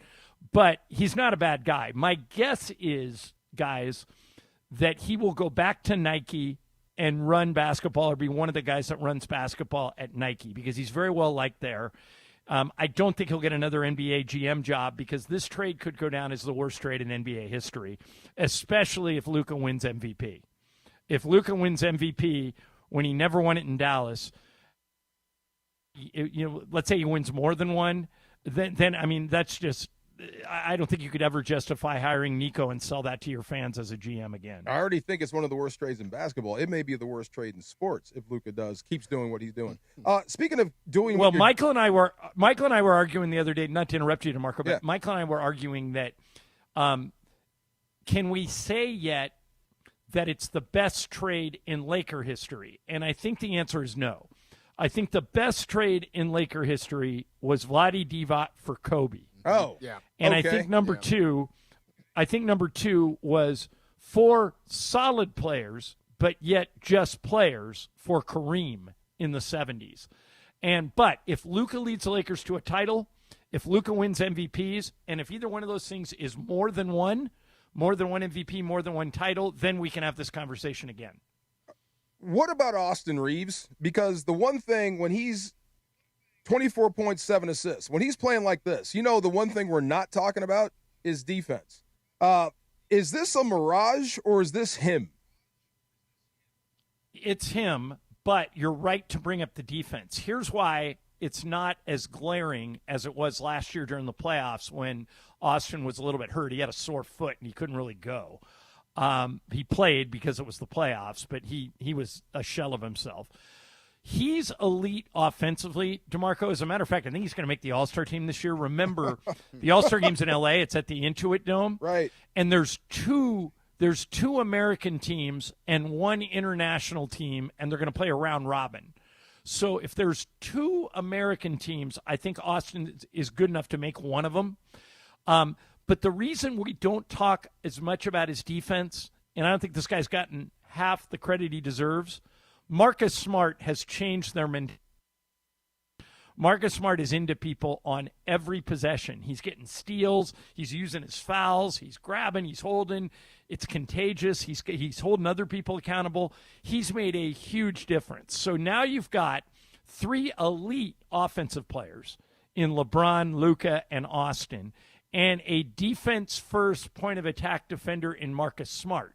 So if they can stay healthy, guys, if all those guys can stay healthy, I think the Lakers are a top 4 team in the West, and I think they make a deep playoff run. But, again, that's a huge if. LeBron's older. Marcus is older. Austin's already had injuries. Luka's already had injuries. If we can get them healthy, and the Lakers have a great medical staff, if they can keep them healthy, the Lakers have a great chance to make a deep run. Yeah, Marcus, you're old.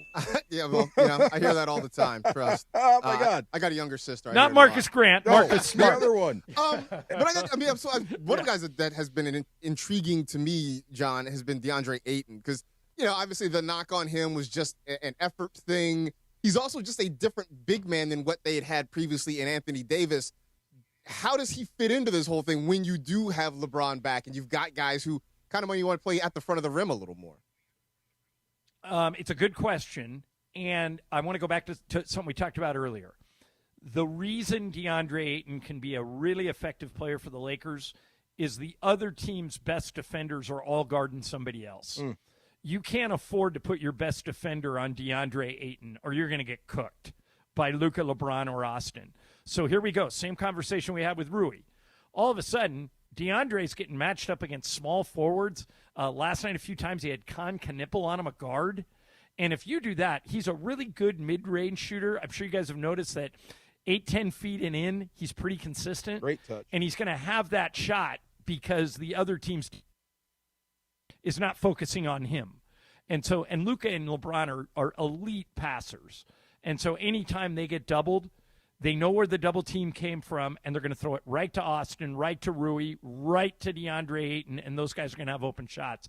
That's why, Marcus, he can be really effective, is because a lot of times nobody's going to be guarding him. It's a great name, Knipple. Knipple. I just love that name. That's a great name. Good player, too. Good player. It was a good game last night. That was a good, gritty win for the Lakers last night. It was. Michael talks about everything. So we were walking out last night, and he goes, Ireland, starting 5 on a team with American-born white guys. Oh, my God. And I go, okay. Oh, okay. I go, Chet Holmgren from OKC is on it for sure. Yeah. Austin's on it, and I think Knipple's on it. Knipple's on it. I think that he's that What about good. Cooper Flag? Yeah. Cooper Flag there? Yeah, he's there. He's in the starting 5. He's in the starting 5? And, okay. You got one more. We got an open spot for auditions if somebody wants to, start playing. Thank God we never have to assemble this team. No doubt. But Knippel's a good player. Here's one you can throw back at Michael, John, because I heard this earlier in this season. This might be, or I don't know, maybe it is the first year where you can have an all first-team NBA team of foreign-born players. Wow. Right? You figure Luka. Yeah, I'm surprised it hasn't happened already. Right? Luka, Jokic, Giannis, SGA. Shay's from Canada. Canada. Yeah, that's what I'm saying. So I'm missing one. But yeah, you could have all. Come on, Ja. Straighten it out. Five foreign-born. Like Anthony Edwards might be America's best host. It's not that I'm upset with the list. I'm wondering why Michael Thompson wants to know that. Why does that cross through his mind? Yeah. you know what I mean? Well, DeMarco, ask him that any day of the week. He's always got something. He's the greatest. Oh, my God. He's always got something weird. Lakers now 8-3, quietly one of the most complete teams in the West. John Ireland, thank you for checking in from OKC, looking for Nico Harrison. All right, have a great show, boys. Thanks for having me on. Thank you, sir. Absolutely. Love that. John Ireland checking in with us. Yeah, man. That's the first. Enjoying the Bricktown area down there in OKC. Yeah, I see. They had to break up the little party we had going on in here. See? I'm looking at him right now. Up next, it's Tip or No Tip. Let's get into it right here on the DeMarco and Travis Afternoon Show with Marcus on 710 ESPN. And ESPN LA is giving you a chance to win a brand new Pedego e-bike. Join Travis Rogers, Sua Cravens, and Chris Morales this Sunday for the Rams postgame show live from Hollywood Park Casino. While you're there, enter for a chance to win the e-bike, plus score other great prizes like signed memorabilia and tickets to upcoming ESPN LA events. Don't miss it. Hollywood Park Casino, 3883 West Century Boulevard in Inglewood. Sunday after the game must be 21 or older. Hollywood Park Casino, party and play 24/7.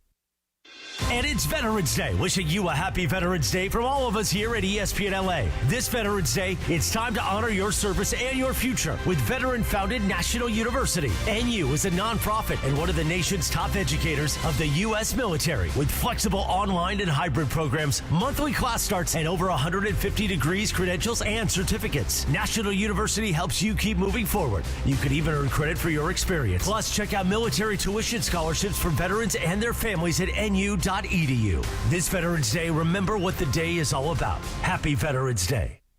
This show is sponsored by BetterHelp. Hey, it's May. Shorter days don't have to be so dismal. It's time to reach out and check in with those you care about and to remind ourselves that we're not alone.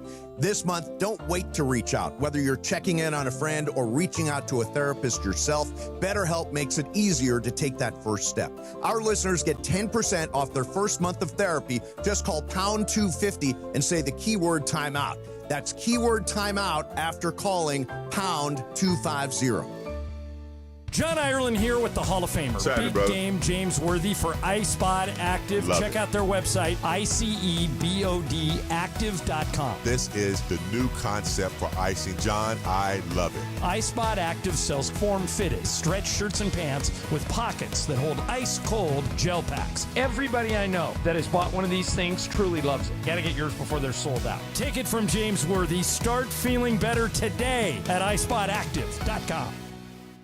Are you ready to make a difference for the environment while helping the visually impaired at the same time? Then donate your vehicle to Heritage for the Blind today by calling 1-800-983-6530. Every donated vehicle will either be properly recycled in an eco-friendly manner or given a new life through reuse. Donating your vehicle is easy. Simply call 1-800-983-6530 and Heritage for the Blind will do the rest. They'll even arrange for your vehicle to be picked up at no cost to you. And for a limited time, when you donate your car, you'll receive a $200 restaurant voucher and a 2-night, 3-day hotel stay at one of 50 locations. Call 1-800-983-6530 right now to schedule your vehicle donation and make a positive impact on the environment while helping others. Heritage for the Blind, where every car donation counts and every person makes a difference. Call 1-800-983-6530 now. This advertisement is paid for by Heritage for the Blind.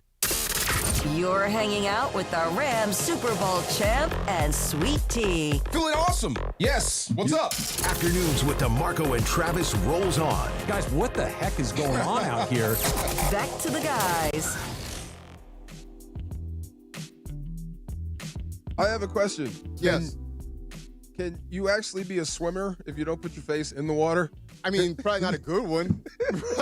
Like, I'm sure you could probably, maneuver, but you ain't winning many races that way. Remind me to get back to that.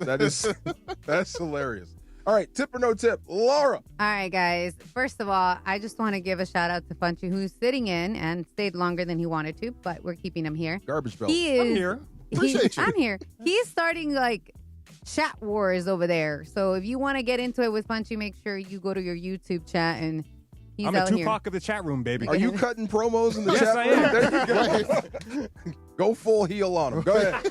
Oh, man. All right. And actually, while I was training with Funchy yesterday, we talked about these two stories. And one of them was Kim Kardashian revealed that she did not pass the California bar exam in July 2025. So this year, after 6 years of study through the law office study program, she did not pass, which honestly, I'm not mad at because the bar exam here in California is one of the toughest. And I know lawyers who took 2 times to pass that bar. So I give her a lot of heat, but for this one, I'm not. She publicly called out 4 psychics, though, who had told her she would pass, calling them pathological liars after the results came in. I don't know what she was thinking, but hey, to each their own. So tip or no tip, you're a believer in psychics. And Marcus, I'll start with you. No tip. No. No tip. And I saw that story, and I was just like, well, one, I'm sure those psychics saw Kim Kardashian coming. They're like, we'll just tell you whatever. Fine. Venmo me, but I'll tell you whatever you want. But no, true. Give me the money. Seriously, because I read my horoscope at the end of the day. That's how you should do it. To see if what happened, if what they Actually predict matches actually happened. up? Right, because I feel like if you read at the start of the day, then you're looking out for scenarios and you're trying to sort of craft the day to happen the way you want. But smart man. No, I just, and even when I read it, it's mostly for entertainment purposes. I'm not trying to build my life. Just fun. Yeah, okay. Well, I thought we were going in a whole different direction. I mean, I cannot hate on Kim Kardashian because she failed the bar. A lot of people have failed the bar. Like you said, this is tough in California. Tough. My dad took 2 tries to pass. Yeah. And she's going to take it again, I assume, right? Well, yeah, I think so. And you have to wait, though. You have to wait a certain amount of time until you can take the bar again. Okay. But it seems like Kim is busy, right? And I watched my father go, because he went through law school while I was in high school, right? He went back to law school. Dumb question. Your father's a lawyer? He is not, so he's passed the bar, but he's not practicing. He has a law degree. Okay. In that. Okay. But I watched him go through law school, and there's a lot of really intense study. Kim's got a lot going on. Does she actually have the time to dedicate to that sort of to studying like that? I don't know. Or is she just asking psychics if she's... Well, that's what I'm not going to hate on it, but I am kind of glad she failed because it shouldn't be it's not a sideline. It's not a side hustle. It should be something that you have to devote your life to. Right. That's crazy. But what was the question? Do I believe in psychics? Yeah. Tip or no tip? I'm superstitious. That's about as far as I go. I'm just a little stitious. You guys don't see the psychics in in your neighborhood or whatever, and you're never tempted to stop by and just see what's going on. Yeah, no, the palm reader, never. Tearing cards. I don't know. I did go to one. This was years and years ago. Hey, yeah, I've always wanted to go. I was just out of college. I was on a date, and we went to one for fun. And the woman was like, "I sense that you guys are new in a relationship." I was like, yeah, man, you don't have to be a psychic. We're just oh my God. We're just 2 people who walked in here. Maybe we look sort of awkward together. I'm not paying you $10 for that. What? No, never. Psychics are really good for at observing.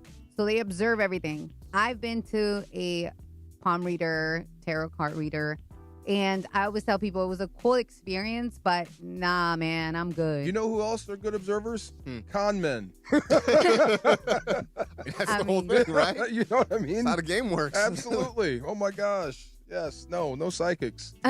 And this 9 pastors. Psychic walks in and gets doused with holy water. Yes. Right. Yes. Okay, so again, shout out to Punchy for this one. Chick-fil-A is experimenting with market fridges in Georgia. Fridges. Yeah, so they're temperature-controlled vending machines offer prepackaged items like wraps, salads, and chips. True to the chain's fashion, though, and tradition, the machines remain closed on Sundays.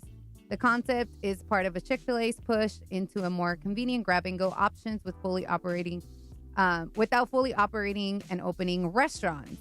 Now, to me, I get it. That's a cool concept. You get it like standalone. You don't need the employees and all that, which kills jobs, and I don't like that. But tip or no tip, the vending machine being closed on a Sunday is a waste, and it should be available on Sundays. Like, if you want it, might as well get it.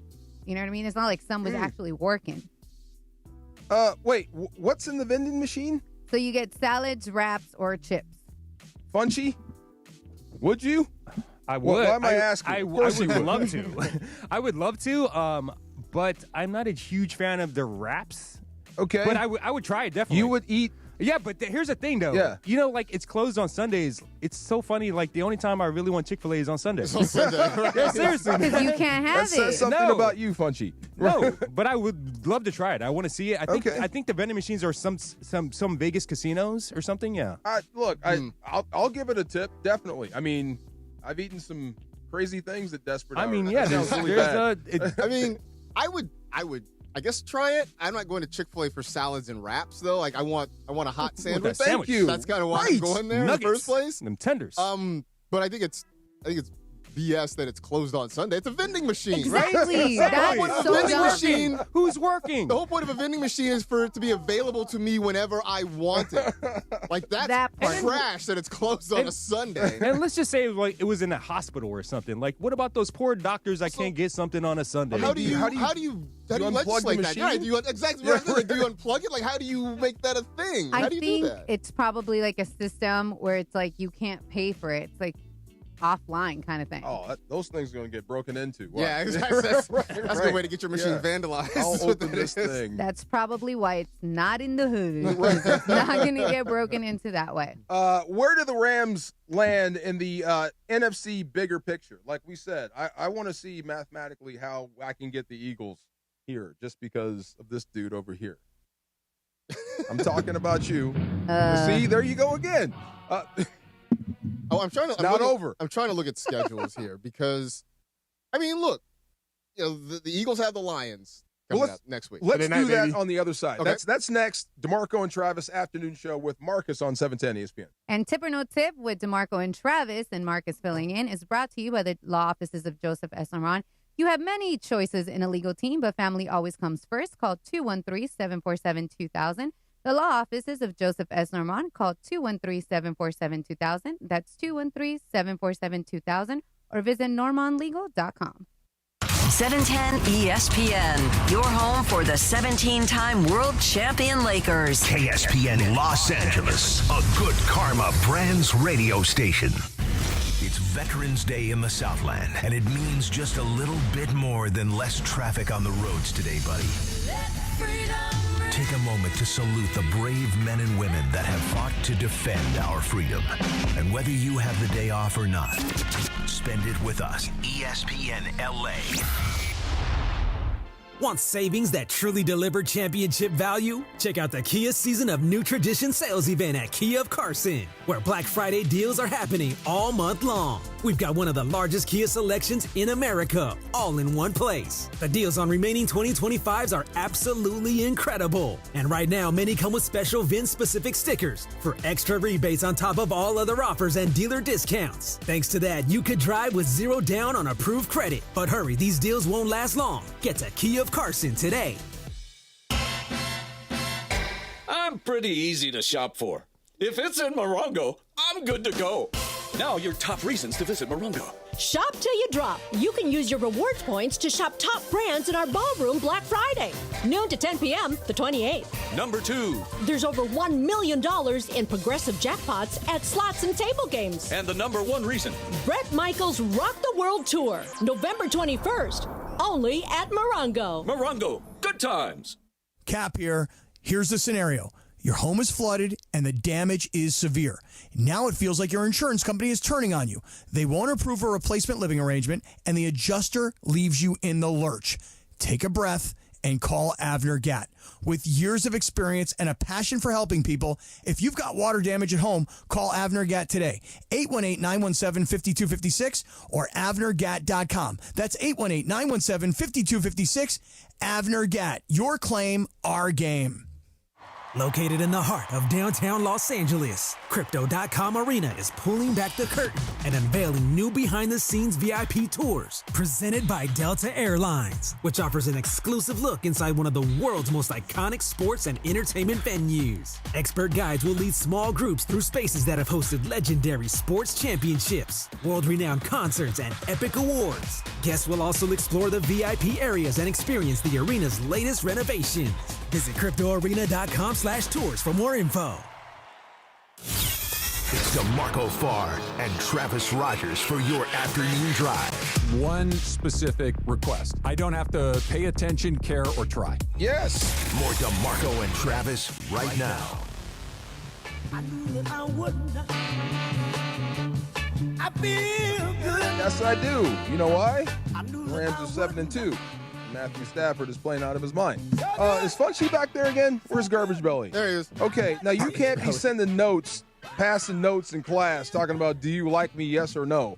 If you have a question for Marcus, I know, ask but him. He's like I want to bug him about I'm not fantasy passing stuff. your note. If you want to ask him something, ask him. I'm assuming like around 9 o'clock on Sunday mornings, he's like there's 60 messages in his phone right now. You'd be surprised because like I do make it a point to like set aside moments when I'm just not answering questions. Yeah. And I think people kind of know that because usually between 9 and 10. He just told you it's all good, so ask him the question. I'm usually making breakfast for the fam around that time. That's usually what's happening. That's why I don't want to bug him or anything. Will you ask him already? But please ask away. Oh my God, ask away. I think I'm already done with my team this year, but at this point, I have Caleb Williams and Matthew Stafford both on my team, and I should just be starting Stafford all the time, right? Pretty much. Okay. I mean, and look, you're in a good spot because Caleb's playing well. Yeah. But Stafford has a higher ceiling. It seems like every time I sit Stafford, Caleb plays really well. And then when I sit Caleb, Matthew Stafford has like a 35-point day. Yeah, well, see, the real answer is that you probably should trade one of them just so you don't have that. No, I mean, really, like, smart. Trade it so like, you don't have that headache. Right? And here's another thing. Here's another thing about that. Like, I'm a hoarder. I hate trading during the season or anything. I just keep my guys. I don't know why I just keep hoarding guys. You know, the people I have worked with and played in leagues with people, mind you, former professional athletes, former NFL players who say they don't like trading people because, and I kid you not, they feel like they are going to offend the player. And I'm like, you know what? I understand that. I was like, Caleb Williams is never going to know that you traded him in your fantasy Yes, league. he will.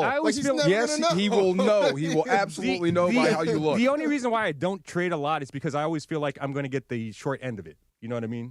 Yeah. I would say this. Don't make trades trying to win or lose the trade. Like, the idea of making a trade is to make your team better. And ideally, the best trades, both sides get some sort of benefit. Like, you should be dealing from a position of strength to improve a position of weakness.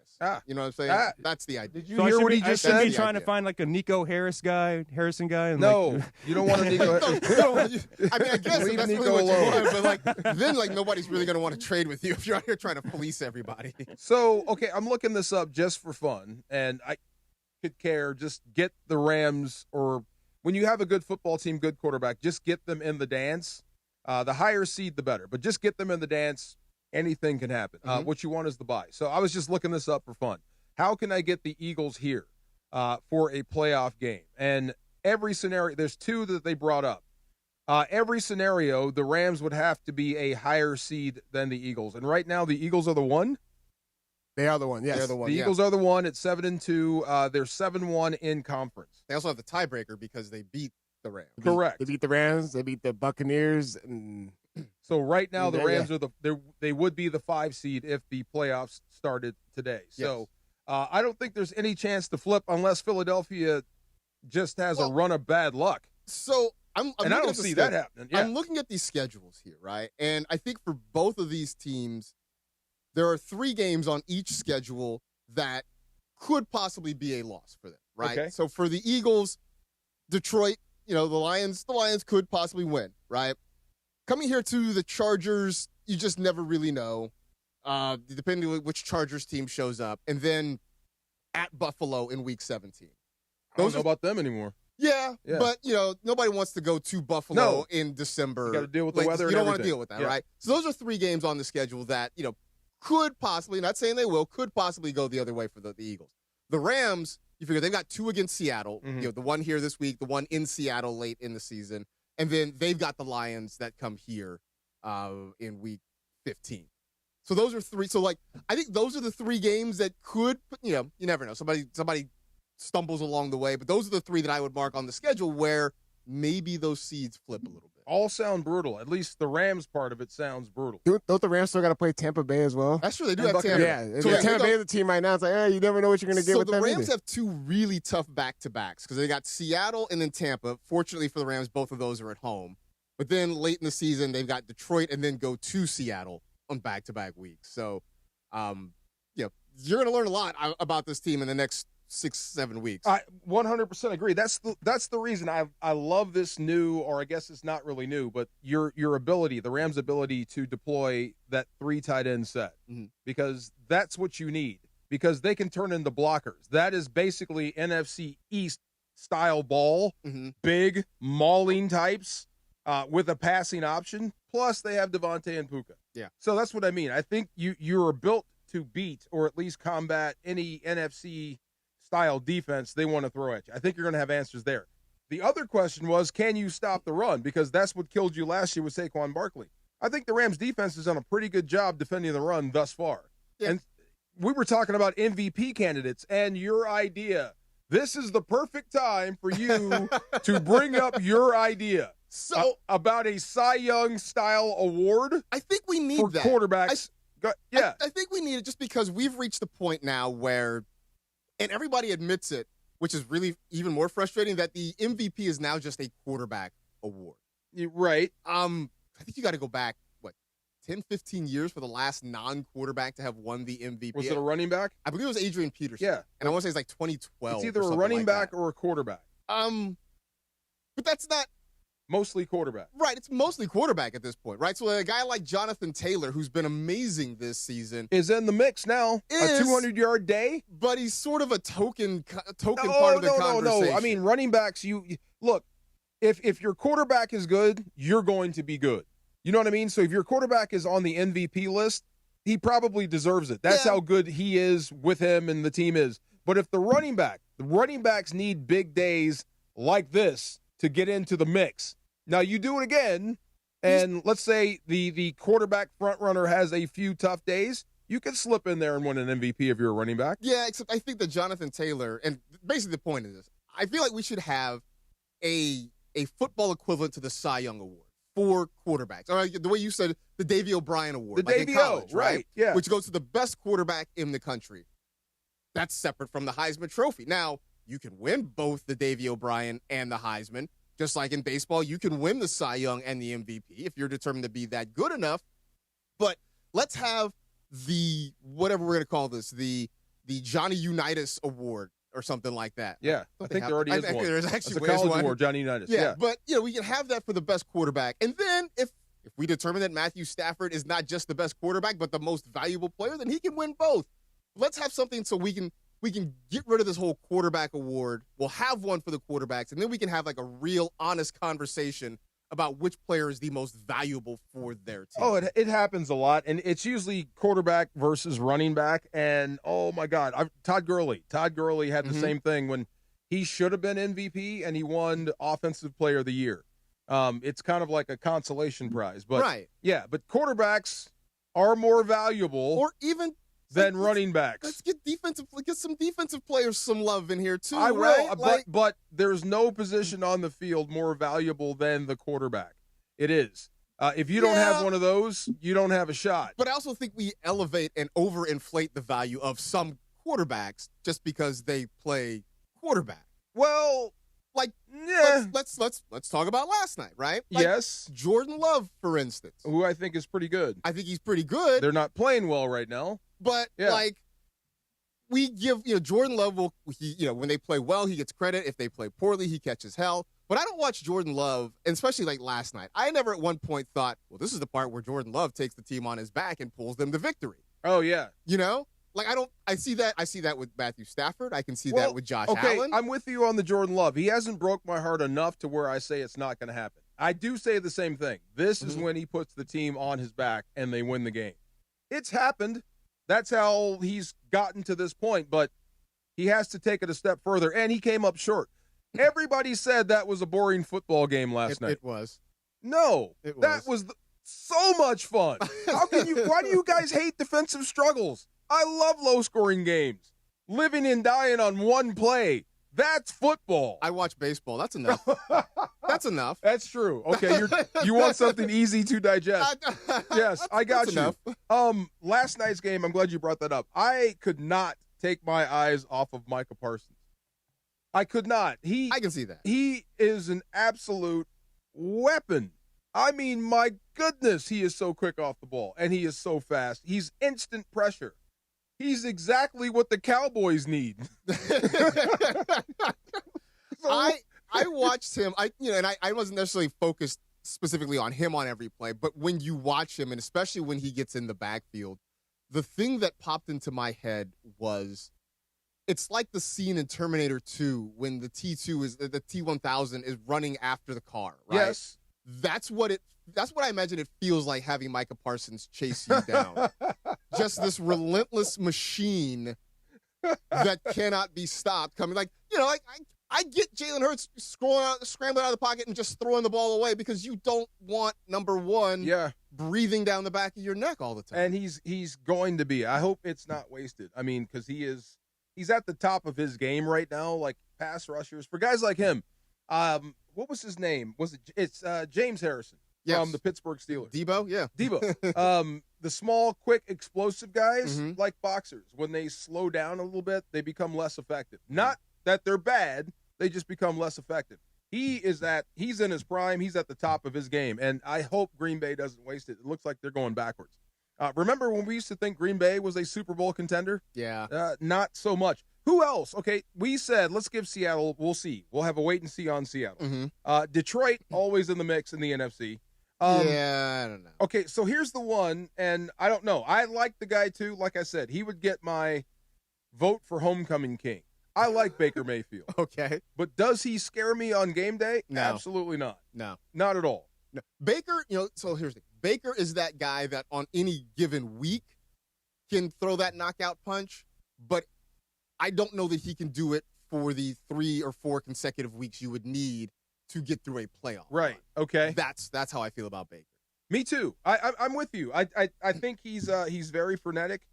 He can sometimes will his team to victory, but there are parts of his game that are limited. Yeah. You know what I mean? And sometimes you just can't scramble and Fran Tarkenton your way out of good defense. You know what I'm saying? Especially when there's a coordinator that actually has a plan. The Rams, you believe it in Chicago? Right now, they'd be the 6th seed. I believe in them to make the playoffs, but that's about it. Wow. That's about it. I think they could be a playoff team this year. Not a guarantee, but that they have the pieces. I think Ben Johnson, with that offense and what he does, could get them to the playoffs, but I think that's sort of it. I wonder, man. I mean, because the jury's still out on Ben Johnson. When you think about Brian Daboll, all these guys, what was the guy that got fired in Tennessee? The first one, Callahan. Brian Callahan. Brian Callahan. Ben Johnson in Chicago fighting the good fight, and he's got them in pretty good position. Yeah. So, yeah, he's going the right way to earn his button as a head coach. And I think Caleb Williams is heading in the right direction to, I guess, get some of those haters off his back. It's not that I ever hated on Caleb Williams. It's Chicago, and I just took the field. You know how many quarterbacks have been through there? Right. How many talented guys, arm talent that have been through there and just never just couldn't do it. Right. I don't, and I can't really figure out why or what it is about Chicago that they've never been able to get it going like that. It's outdoors. It's cold. On the lake. Yeah. It does not benefit throwing throwers. The football. No, you're right. You know? Because you would think even a guy like, whatever you think about Jay Cutler, you would think a guy like Jay Cutler could have thrown for 4,000 yards in a season all those years. At some point, right? Right. Right. You know? It must be really hard to do that there. Right. Right. It really is. If he couldn't do it. It's amazing. Side note to the Chicago Bears are maybe they're a franchise they've been around forever. Yeah. And we think of them as a legacy franchise. They've never really won anything. 85. Okay.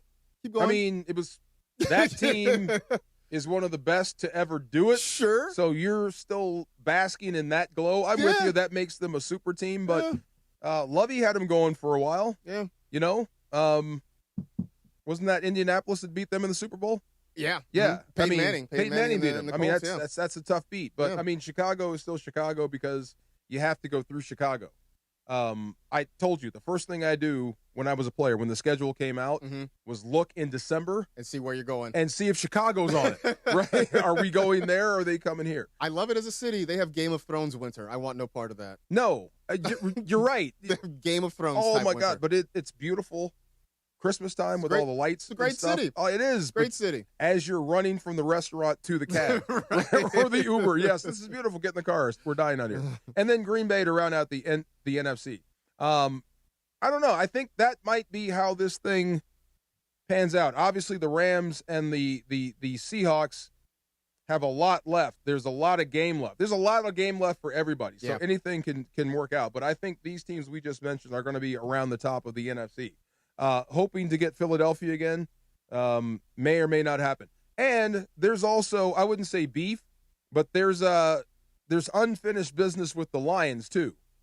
So I know the Lions are coming, and they're going to be great. I'm glad you mentioned that turnaround. That's going to be tough physically. Yeah. But when you think about how they left Detroit and how that game went, especially with Tyler Higbee coming back, because they thought that was a cheap shot. Seeing them again will be personal. When it's personal, you forget your boo-boos and your owies, and you go out and play. So this is going to be fun down the stretch. All right, coming up next, it's time for Spill the Tea with Sweet Tea with the Marcus Grant edition on the DeMarco and Travis afternoon show with Marcus on 710 ESPN. All right, spill some tea. So do you watch shows with closed captions on? All the time. Am I weird? No, I don't think you're weird, but would you go to the movies with closed captions? How do I do that? So I was listening to the radio the other day, and I guess there are some theaters that are starting to have closed caption screenings. Now, it originally started as a thing for people who are hard of hearing, right? It's kind of an accessibility thing, which I totally understand. Yeah. But now there are certain theaters that are doing like whole days just for whoever wants to come and watch a movie with closed captions. And I'll admit that I have started doing it. My wife has always watched stuff with closed captions. Certainly during the pandemic was watching stuff with closed captions.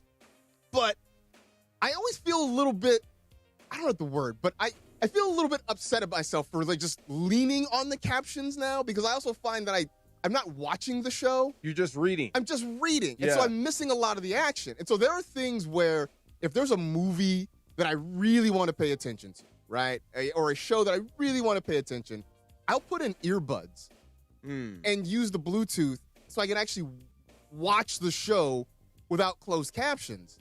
And I feel like it's made us weaker in a way, right? It means that we don't pay attention to things anymore, that we don't focus on things anymore. And like we sort of made closed captions like a crutch for us now. Kinda, I guess you're right. We do it at home. Yeah. They're always on. But it's not because, well, it is because, hold on. Because we have a 10-year-old, and the 10-year-old wasn't always 10. Sometimes she was 1. Right. So we had to keep things quiet. So to watch the shows we wanted to watch, even when she's older and it's got some curse words in it, right? We have to turn the sound down so we can watch the show while everybody's in the house. Go to closed captioning. And I'm a dialogue freak. Okay. I want to know what he said. I do think there's some of that too, because I think sound mixing, and I'm not like a technical guy on that, but I think like it's not as good. I think shows and movies, the volume is actually lower nowadays. Is it really? I think so. It just seems that way. So I feel like now we've sort of been cribbed into having this, and part of me feels like I'm letting myself down, that I can't focus and pay attention without having closed captioning on. Because sometimes, also like sometimes there's things like I don't need the closed captioning about like the, so-and-so chewing food or okay, I can do without that. Indistinct chatter or anything like we don't need all of the captions for all of them. No, but I do, like I said, I do like the dialogue, especially when it's like a throwaway line. I want to know what that person just said. And sometimes I get frustrated because it doesn't come up. It might have been something somebody shouted, right? And they stay with the star. I'm like, no, what did that person say over there? In the background. I Right. can't get it over there. But yeah. Are you guys closed caption people? Subtitles? Yes, I am. Subtitles all day. Yeah, you want to read? Yeah, I want to read. I found I Not get always. distracted from watching the action because I'm just reading everything on the That's bottom true. all the time. Yeah. But there's times like I have the volume down low because I watch shows sometimes late at night and I don't want the TV too loud, so I can't really understand what they're saying. So I gotta turn the subtitles. There you go. Yeah. No, man, no. I have my TV on as loud as I want it. Who cares? Because you live with yourself too. That's I gotta take true. into account for We others. all live with ourselves. That is One way or true. another. Right. But no, like my thing is, I personally can't stand it sometimes because, back to your point, I will catch myself reading more and being more into the reading than whatever I'm watching, and I don't like that. So DeAndre, would you go to a movie with closed caption? No, absolutely not. You because of wouldn't? the way, because you can hear the quality It's and never everything. been a It sounds problem really at the good. It's theater. never been a You're problem. right. It's never been a problem at the theater, That was only my- at home. That's why I feel like because at the theater they have actual sound systems designed for you to hear what is being Everything. said. Yes. So like I feel like that's there are many things that are actually the downfall of America. This is my fake, phony, One of made them? up downfall of America. I just thing. saw something that was right up your alley, I think. Okay. It was the third, what do you call that? The third Avatar movie.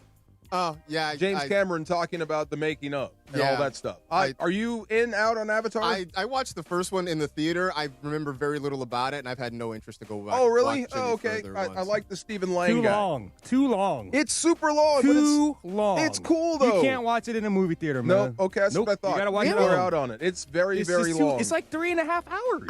I've watched movies that are that long in the theaters. Like, it's not that Did big a you deal. make the whole movie, or did Like, I you was have like to 20. leave to go to the bathroom? No, I made the look. You got to plan these things. Yeah, like you gotta don't go plan. loading up on beverages and Right. stuff. you Well, know? I mean, what did I Endgame. Marvel Endgame. Yeah, it was a Avengers long Endgame? movie. It's a long movie. Long flick. Of course, I'm gonna have Slurpees and nachos and popcorn. That movie was great. It was great. It was. I'm not gonna excellent. lie. But I fell had to asleep- leave. I had to go and come I back. fell asleep for like 10 minutes during that movie. Honestly. What's I wrong don't with know, you? it's too long. Now What I is feel wrong with now I you? feel like this is just a funchy thing. Yeah, it Like, is Okay. such a thing, man. What is But it wrong was with you? long. You didn't It's have a the long 7-Eleven movie. snacks or anything with them. Like, what is he doing? I mean, Corn. to this day, when I see the portal scene, like all the event, like I get emotional Yes. now. Like I still get emotional when I see them all come back. Oh, man. Close his mic. Close his mic. Your mic privileges are done. I can't believe you That was just Done. said that, up at Punch. that time. How do you fall asleep with Endgame? But it was a long movie. Wait, I wait. feel you though. Have you guys ever fallen asleep in a movie theater? Oh, plenty Yes, of times. many Really? times. Yeah. Have not you- at all. Good sleep too. Shazam. Why did I even go see I mean, why would you Shazam? see that movie in My theaters? friend I'm sorry. took me, so I fell asleep there. There's a few other ones that I've Kid like. movies, right? Yeah, I've fallen asleep. I've done like a couple of midnight movies where like maybe I wasn't like I just went because friends were going sort of thing, and so like I just might have dozed off. Do for the a naps minute. hit different in the theater? Oh my God! Dislocated jaw Except sleeping. like you wake up, you look around, you're like, did anybody see? Like you hope you weren't snoring or drooling or anything like that because there are people near you. Like there's that part. But have you ever had a moment where someone's too loud or and doing or they're like distracting like the scenes and everything? Like as far as like I never had like people in the theater like creating like ruckus or anything. No, like that. no. Never. It's just that I wish people would time up like when they have to open a bag or something. Like those things can be loud. Yeah, you hear, Time like, it up with something that explodes. You know, Yeah. boom. Not But when no, it's I quiet. never had to like deal with like people like on their phones or like No. Oh, I stuff did. like I've been to a No. movie. I was at a movie and this girl was sitting in front of me and she was on her phone and every 10 minutes or so she'd look up and she's like, "What's happening? What's going on? What's going on?" Oh, No. that's I so annoying. I wanted to take her phone and throw it to the front of the theater so badly. I was so annoyed with this Get woman. up and get the manager. That's what you need to do. There you So go. annoying. See? But then I got to get up and miss part of the movie That's to true. deal with this Then person. get the refund and come back. That's also true. Mine is, listen, I know you guys are parents, Yeah. okay? Mm-hmm. But if your child is popping and screaming and crying, I take her out. I'll take them out. Yes. Yeah. I'll take them out of the theater. Yes. I when take- parents don't understand that and we're like, bro, we get it. Like, I have nieces and nephews. I've taken them to the movies.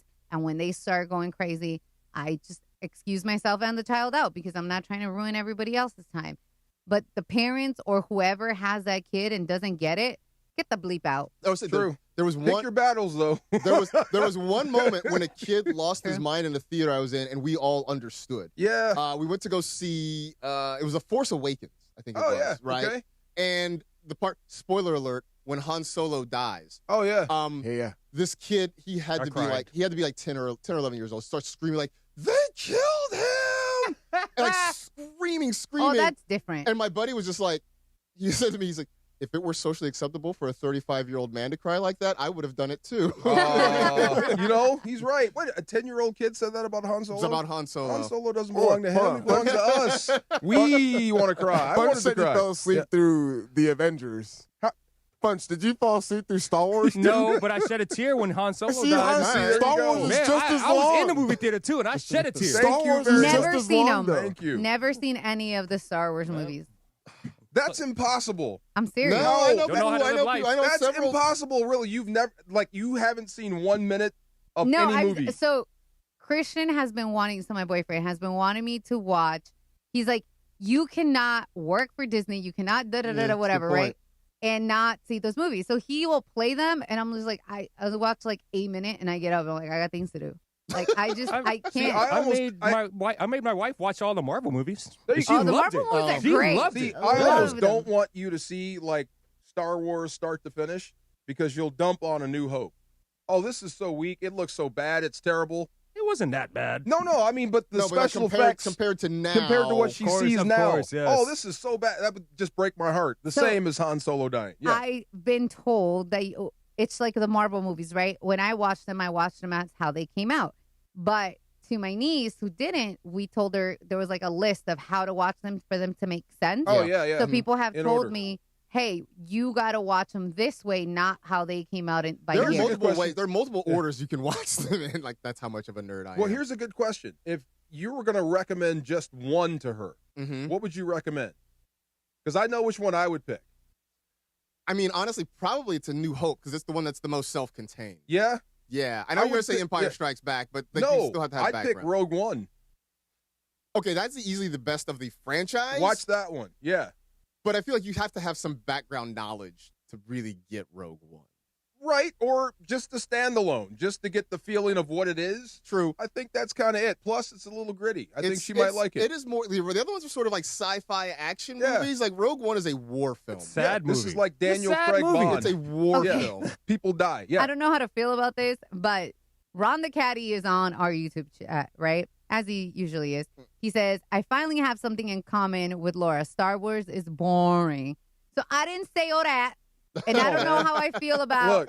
Ron the Caddy and some of the things I hear about you, man. I don't know. Well, tell me what you like so I can dump on it. How about that?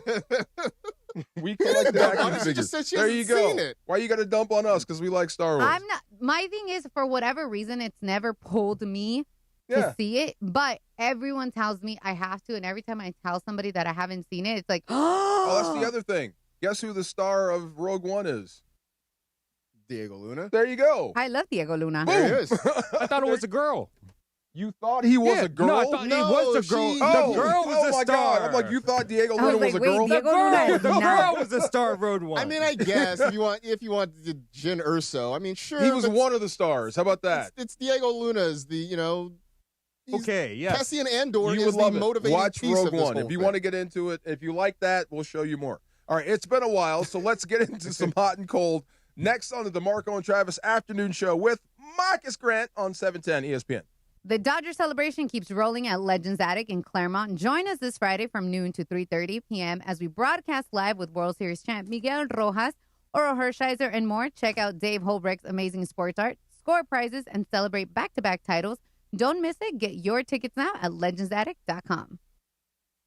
And it's Veterans Day. Wishing you a happy Veterans Day from all of us here at ESPN LA. This Veterans Day, it's time to honor your service and your future with veteran-founded National University. NU is a nonprofit and one of the nation's top educators of the U.S. military with flexible online and hybrid programs, monthly class starts, and over 150 degrees, credentials, and certificates. National University helps you keep moving forward. You can even earn credit for your experience. Plus, check out military tuition scholarships for veterans and their families at nu.edu. This Veterans Day, remember what the day is all about. Happy Veterans Day. This is the Southern California Kia Dealers Rams Report. Here's Travis Rogers. The Los Angeles Rams are 7-2 after an emphatic 42-26 win at Levi Stadium against the 49ers. It's the first NFC West win of the season for the Rams. It's also the first NFC West loss of the season for the 49ers, and it sets up an absolutely epic showdown in 1 week at SoFi Stadium when the 7-2 Rams will take on the 7-2 Seattle Seahawks. That could be the difference between who wins the NFC West or not. Matthew Stafford absolutely on fire. The first quarterback in NFL history with 4 passing touchdowns and 0 interceptions in 3 consecutive games. And with that win for the first time in Matthew Stafford's career, he is a 500 quarterback, 115-1 in his amazing career. The Rams are firing 4 in a row for LA. The Seahawks up next. With Tuesday's Rams Report, I'm Travis Rogers. The Southern California Kia Dealers Rams Report, driven by your Southern California Kia dealers. Orgavattazona? Is that a word? In the new 2026 Kia Sportage Turbo Hybrid, it might as well be, because it can be one road trip. It's all about turbocharged power and hybrid efficiency working together, so you get the thrill of quick acceleration and the satisfaction of fuel efficiency. Book a test drive and keep the adventure going. Kia, movement that inspires. Call 800-3334-KIA for details. Always drive safely. Did you know if your child has a sports injury, Children's Hospital Los Angeles can get them back in the game?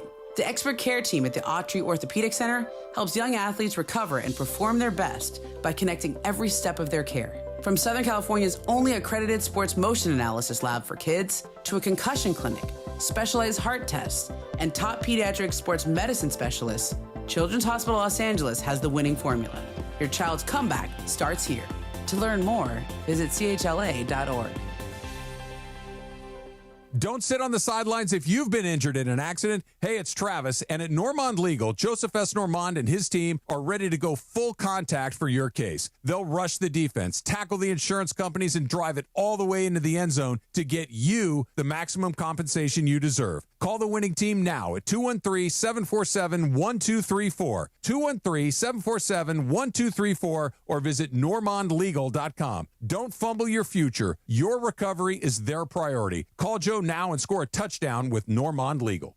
Think Verizon, the best 5G network, is expensive? Think again. Bring in your AT&T or T-Mobile bill to a Verizon store today and we'll give you a better deal. Now, what to do with your unwanted bills? Ever seen an origami version of the Hollywood sign?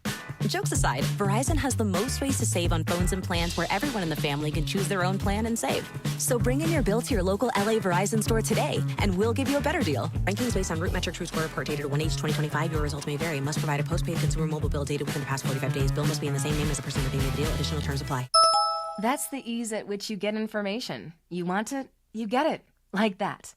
Ask your phone. Group chat. Smartphone. You're always connected and informed in real time. No waiting. So if you're diabetic and still using finger sticks to read your blood sugar, what are you waiting for? Knowing your blood sugar levels instantly is important for managing diabetes. Call US Med at 888-665-0696. To learn more about continuous glucose monitors, a real-time instant method to track your blood glucose, US Med is an approved provider for Medicare and over 1,000 private insurers. And the best part? Call 888-665-0696 and we'll give you a free insurance benefits check today. So call 888-665-0696 today. That's 888-665-0696. And manage your diabetes as easy as... It's DeMarco Farr and Travis Rogers for your afternoon drive. So, I fall, kind of, sort of frequently. Yeah, but you get back up. I get so far. Yeah, you get up. There you go. DeMarco and Travis continue. Here are the guys. Yo, we haven't done this in a minute. I know. I missed the song. Yeah. Do you really? Well, I mean, it's because it's You don't hot miss and the cold. song, And yeah. I like the song. You don't like the song? You're hot and you're You don't really listen to this song, though. No, he Oh my does, God, bro. yeah. You don't Sabrina like this song? Carpenter. Really? Are you a Katy cat? A what? A Katy cat? No, I'm not a Katy cat. I just like this song. I thought that's her fan base. I thought they're Katy like cat. You don't like the song? I didn't. It's a good song. It's a new relationship right now too. It's a good workout song. I can see that. Like, put this on your headphones if you're on the treadmill. You will go faster. I don't know. I can't see myself putting this song on the treadmill. What do you put on when you get on the treadmill? Some hip hop. I'm not gonna lie to you. Are you running on the treadmill? No. Some little Dirk or something, something like that. No Uzi Vert. Some no, Uzi Vert. like that, DeAndre. He says Baby. such a derogatory fashion. Baby. Putting on the baby. That's like baby, the boomerest thing I've ever baby. heard Funchy say. Like, what is that? But you're not running. You're like walking? I'm walking there. You know, I've been doing a lot more. I know we're gonna get to hot and cold, but you know what I've been doing? What? The attack bike. Oh, it's good. It's good cardio. Man. Yeah, it's really good The cardio. assault bike. Oh, okay. I mean, I've The seen bike it. with, Okay, I with the understand. fan. Yeah. All right. Yeah, you were tired that day. Oh yeah, That jumped on you. Okay, Funchy did it too, didn't you? Man, that's tiring, bro. We're going again. All right, hot and cold. All right, for hot, because as you know, the Dodgers won the World Series, but they are in much need of a closer. And BetOnline is posted the odds that the Dodgers are the favorite to sign Edwin Diaz. And I wanted to know Marcus's. I just wanted to know Mr. Marcus Grant, which, you know, he is the host of the Blue Review. So I wanted to know your thoughts on this. I am not surprised that they're going to make a run at him, at least kick the tires on him. As weird as this is going to sound, I don't think closer is actually a need for them. And I know that sounds weird. I know it sounds crazy considering the way the bullpen went for them at the end of the season. One, we just spent a month saying they don't have a closer. They are tied into Tanner That Scott. part. They are tied into Tanner Scott for a while, right? Like, they signed him to, what, I think, a 4-year deal. There it is. I mean, it'd be fun to have a mariachi band playing this when he comes out of the bullpen. Like, that'd be fun. This is the greatest intro ever. But Tanner Scott's going to be there for a while, and I do believe he's going to figure himself out a little bit more. Yeah. Evan Phillips will be back healthy next year. That's another potential late-inning arm for you. Brusdar Graterol will be back and hopefully healthy for you next year.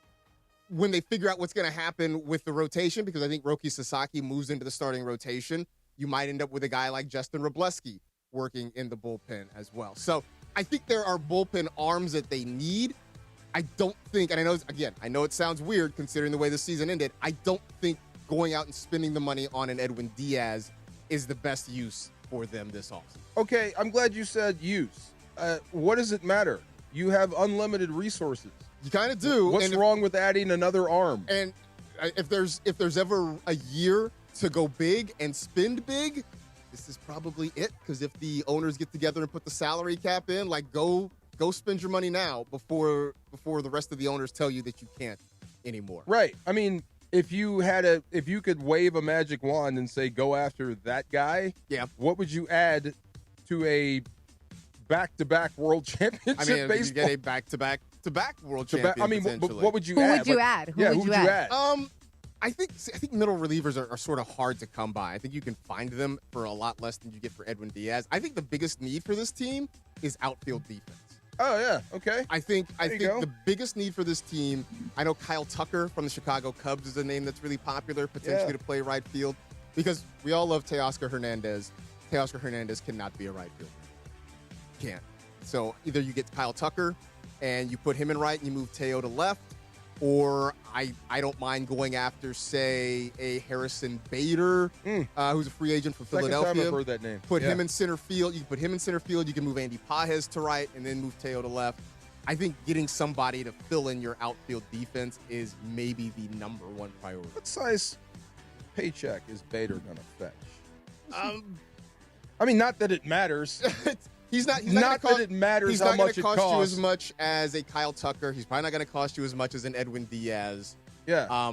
But I think what he brings defensively and having him at the bottom of the lineup, having him in that number 9 spot as sort of a second leadoff hitter to get you back around to Shohei, I think that means a lot. What's your Roki plan?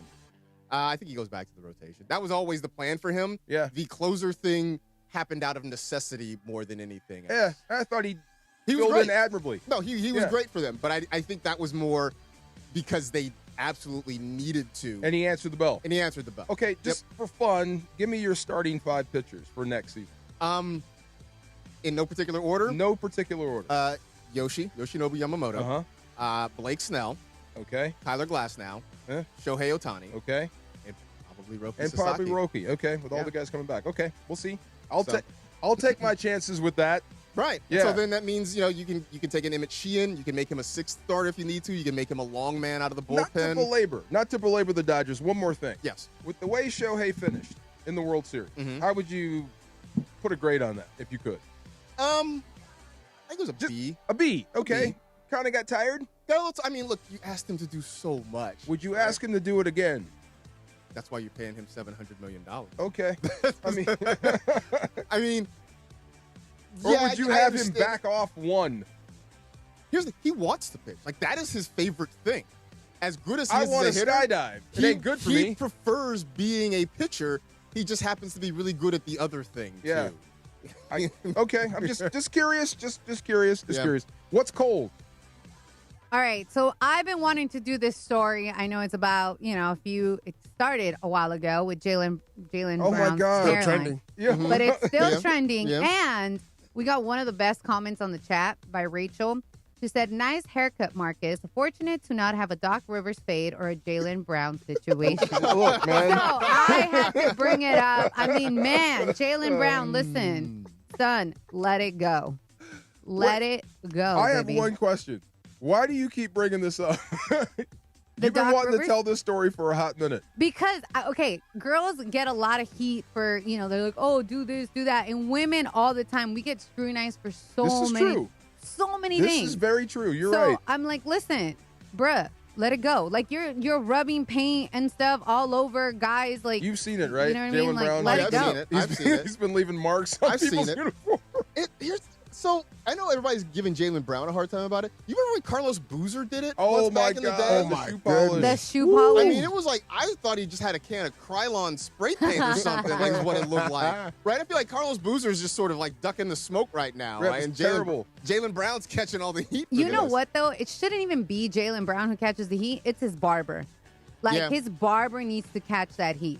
Because he's paying real I American will say, tender for though, you have the right to tell your barber, nah, man, there's no need to be doing all that. You said that earlier. So the spray is not the paint. The spray is like the disinfectant. It's like the the one where they go and they kind of like when you spray it, they kind of cover your eyes so it doesn't get in. But when they spray it, it tries to they want to like even out your hairline. I've never had anybody spray me like that on a fade or a lineup. Have you?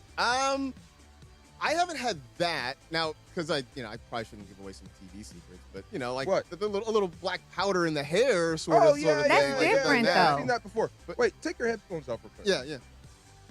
I mean, you wouldn't paint your. No, I'm fortunate that I still got a good enough hairline. you got like a great hairline. I can still be crisp up in the Is front. Jalen Like, I'm Brown- not really worried about it. Yeah, It's solid. His hairline's solid. that's yeah, what I'm your saying. Is he a hairline is little solid too. self-conscious? No. That Jalen Brown? Jalen Brown, Yeah. I think that's I mean, is his hairline that bad that he needs it, or is he just self-conscious? Look, man, you like everyone gives crap for Kevin Durant because he doesn't brush his hair or anything like that. But like his hair is not bad. Like Jalen Brown is getting to the point where like, hey, bro, we can kind of see, Okay. Yeah. I mean, at some point you just got to come on home. You just got to give it up and come on home. Okay, and because fine. I mean, I don't know how he looked, being bald, but the facial hair kind of helps out with him. You know what I mean? Because he has a facial hair. I never would have noticed, man. That's what they told him to call LeBron, and he did. I realized at some point, I'm happy my hairline's still strong. At some point, I'm gonna just have to come home. Like it happens to all There of you us. go. man. I mean, at least he doesn't have a George Jefferson, man. Like, then you can tell him to cut it. You know what I'm saying? But now We should it's bring fine. back the Leave old him school, alone. the George Jefferson. Somebody should rock the Jefferson and be proud of it. What's that guy's name from Boston? Oh my God, what's his name from Boston? Which one? His teammate? No, the other one. Oh, Derek White. Derek White. Yes. Oh, Yes, he yes, kinda you rocked went- yeah, George he just cut Jefferson. it. Yeah, you That- cut it. He was cut it. worse than Jalen Brown. Like it was like, yeah. How can yeah. those two exist together? I Like mean, 'cause, one like is Derek White had like a 5.5 head.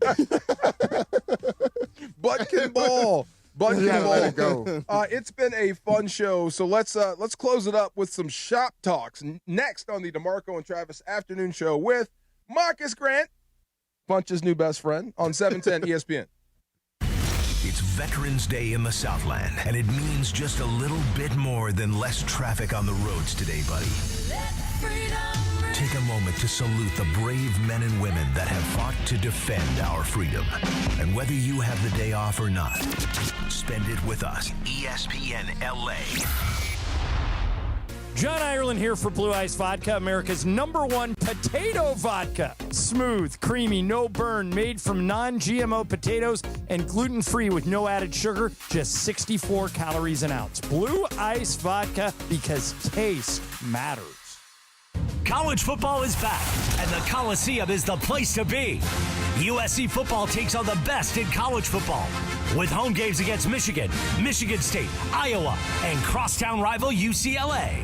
Don't miss a single snap, a single touchdown, or the roar of the Trojan Nation. Single game tickets are now available at usctrojans.com/tickets. usctrojans.com/tickets. Fight on! Celebrate back-to-back championships with Amor Salsita's homemade authentic salsa. The bold taste of tradition. Let's keep the party going this Friday at Legends Attic in Claremont as ESPN LA broadcasts live from 12 to 3 p.m. featuring an autograph signing with World Series hero Miguel Rojas. Come taste the flavors: smoky tomato, tangy tomatillo, roasted hatch avocado salsa, and mango habanero. Find Amor Salsita at Vaughn's, Albertsons, and Pavilion. Visit AmorSalsita.com. Amor Salsita, a proud partner of the ESPN LA broadcast from Legends Attic with Miguel Rojas. Laker fans know when the shot's open, you take it. That's why National University helps busy students drive the lane on their goals. Flexible online classes, whole team support. Juggle your job, your life, and keep driving toward your degree. National University, official higher education sponsor of the 17-time champion LA Lakers. Take your shot and learn more at nu.edu. That's nu.edu. Are you ready to make a difference for the environment while helping the visually impaired at the same time? Then donate your vehicle to Heritage for the Blind today by calling 1-800-983-6530. Every donated vehicle will either be properly recycled in an eco-friendly manner or given a new life through reuse. Donating your vehicle is easy. Simply call 1-800-983-6530 and Heritage for the Blind will do the rest. They'll even arrange for your vehicle to be picked up at no cost to you. And for a limited time, when you donate your car, you'll receive a $200 restaurant voucher and a 2-night, 3-day hotel stay at one of 50 locations. Call 1-800-983-6530 right now to schedule your vehicle donation and make a positive impact on the environment while helping others. Heritage for the Blind, where every car donation counts and every person makes a difference. Call 1-800-983-6530 now. This advertisement is paid for by Heritage for the Blind. Individuals and businesses with tax problems, listen carefully. Do you feel like you're losing control of your finances? If you owe over $10,000 in back taxes or have unfiled tax returns, we can help you take back control. The IRS is the largest and most aggressive collection agency in the world, and they can seize your bank accounts, garnish your paycheck, close your business, and file criminal charges. Take control of your tax problem now by calling the experts at U.S. Tax Shield and take advantage of the Fresh Start program and new laws that may allow us to negotiate a settlement for the lowest amount possible. Our team of tax attorneys and enrolled agents can stop collections and get you protected so you can take control of your financial future. U.S. Tax Shield offers a price protection guaranteed quote to get you protected today. U.S. Tax Shield is A+ rated with the Better Business Bureau, so call now. 800-687-5192. That's 800-687-5192. U.S. Tax Shield. 800-687-5192. You're listening to the DeMarco and Travis Afternoon Show on 710. Do your ears work? They do work. Back to DeMarco and Travis. Ooh, we just discovered somebody's ears might not work. I don't know. You said Travis might not have great hearing anymore. I can hear you. You can hear me fine. I can. DeAndre, hello? Hello? I heard him too. I can hear Marcus. Granted, Okay. that was over the air, but anyways, before we get into some shop talk, football fans, join Travis Rogers, Tua Cravens, and Chris Morales this Sunday for the Rams post-game show live at Hollywood Park Casino. Score signed memorabilia, grab tickets to future ESPN LA events, and keep the party going at LA's hottest card room. That's Hollywood Park Casino, 3883 West Century Boulevard in Inglewood. Sunday after the game must be 21 years or older. Hollywood Park Casino, where LA comes to party and play 24/7. All right, guys, I wanted to bring up a story that is very confusing to me, and I need you guys to break it down. What is going on with LSU and Brian Kelly? Because I'm like, is he fired? Is he not fired him, but they fired him with cause, right? According to LSU. According to LSU. But not according to Brian Kelly. So they're going to argue over cause. And this is all over the buyout, right? This is the buyout. It's him. The whole thing has confused me. The governor of the state of Louisiana has gotten involved. No shock there. I mean, right? Like, I was trying to explain this to somebody who's not a college football fan. And I was like, well, imagine if Gavin Newsom was deciding who the next head football coach is. That UCLA can that happen really though? Like, can the governor? Louisiana, man. The governor can say who's going to be the next AD or somebody Look, at a school. I'll tell you this: the state of Louisiana will never turn against LSU ever.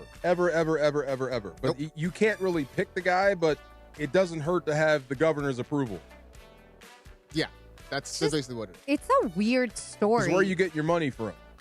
Probably all the governor's friends. The same people that got him elected. Exactly. Because going back to what you said, Marcus, based on what they were saying, like, oh, he wasn't fired initially or something like that, I'm like, does he, like, what? He can just pop in and, be like, I can do the job? Like, it's just so weird. Shows up with a headset on the sideline this Saturday. He's just, like, starts calling plays. I don't know. Wow. You know, the Rams had a kind of a similar situation with Mike Bartz. He had went home for health reasons, and he wanted to come back, and they locked him out of the building. Right, I forgot about that. Yeah, I mean, it's happened before. Just weird. Yeah, college football is a ridiculous, in the best way, sport, and down in that part of the country, like I say, it just means more. I was going to say, in the South, football is king. It's not a religion. It is far more important for them. Yeah, it is. Oh my God. It is. People miss church on Sundays. It is. All right, we're going to get into some birthdays. It's Leonardo DiCaprio's Leo 51st birthday. Wow. Give me your best Leo movie. Ooh, that's hard. Inception. It's a great one. I like that movie. Inception. A little hard to follow. Yeah, I mean, not as hard as like Tenet if we're going like, that way. But That's a movie I need closed caption on.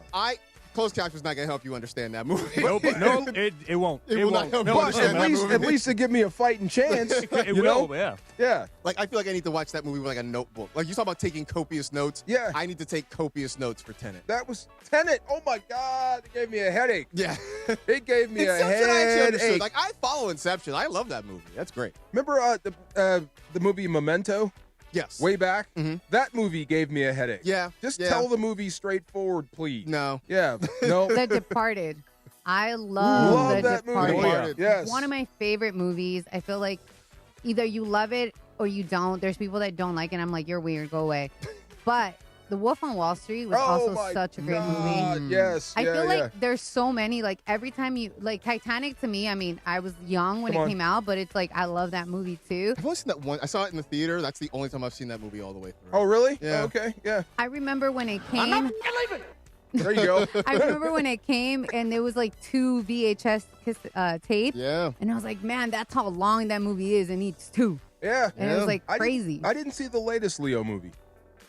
I heard that's like the best one. His best one ever. One battle after another? Yeah. Yeah. I've heard it's very good. I have not seen it yet. I need to see that. When it streams, I'll see it. It will be when it's streaming free. soon. When Yeah. it's free. When it streams, I'll see It's not it. going to be free soon, but it'll be streaming soon. I like The Revenant. That was great. What about The Great Gatsby? I didn't see that all the way through. I mean, that Not movie. my style. The book's better. I think I saw the Robert Redford version. The Redford Yeah, is better. I feel like I watched that like in high school. I or got something. 2. That's old. It's an older. It's when he was younger. It's What's Eating Gilbert Grape. That's very early. Super old. And This Boy's Life with De Niro. Wasn't he? No, Marvin's Room, right? Is it Marvin's Room? Who said Marvin's Room? I did. But it's a Leo movie, right? I don't know. I've never seen that one. Oh, yeah. I thought that was the one with the Was De he Niro. also in like? Wasn't he on episodes like Family Ties? No, Growing Pains. Growing Pains. He was That's the the one. adopted son. Yes. The adopted son. I knew there was an 80s sitcom I was he like, was on. dude, Yes. that's where I first got introduced to Leo was in Growing Pains. Yeah. Some people in the chat room are saying Django. I can't be your favorite movie. It was a good movie, but that cannot be your favorite That's movie. another one that I like Quentin Tarantino movies, but I can't. Me too. I can't sit through You that one cannot again. say that's your Really? favorite movie. I can't Yeah, sit through that we'd one have again. problems.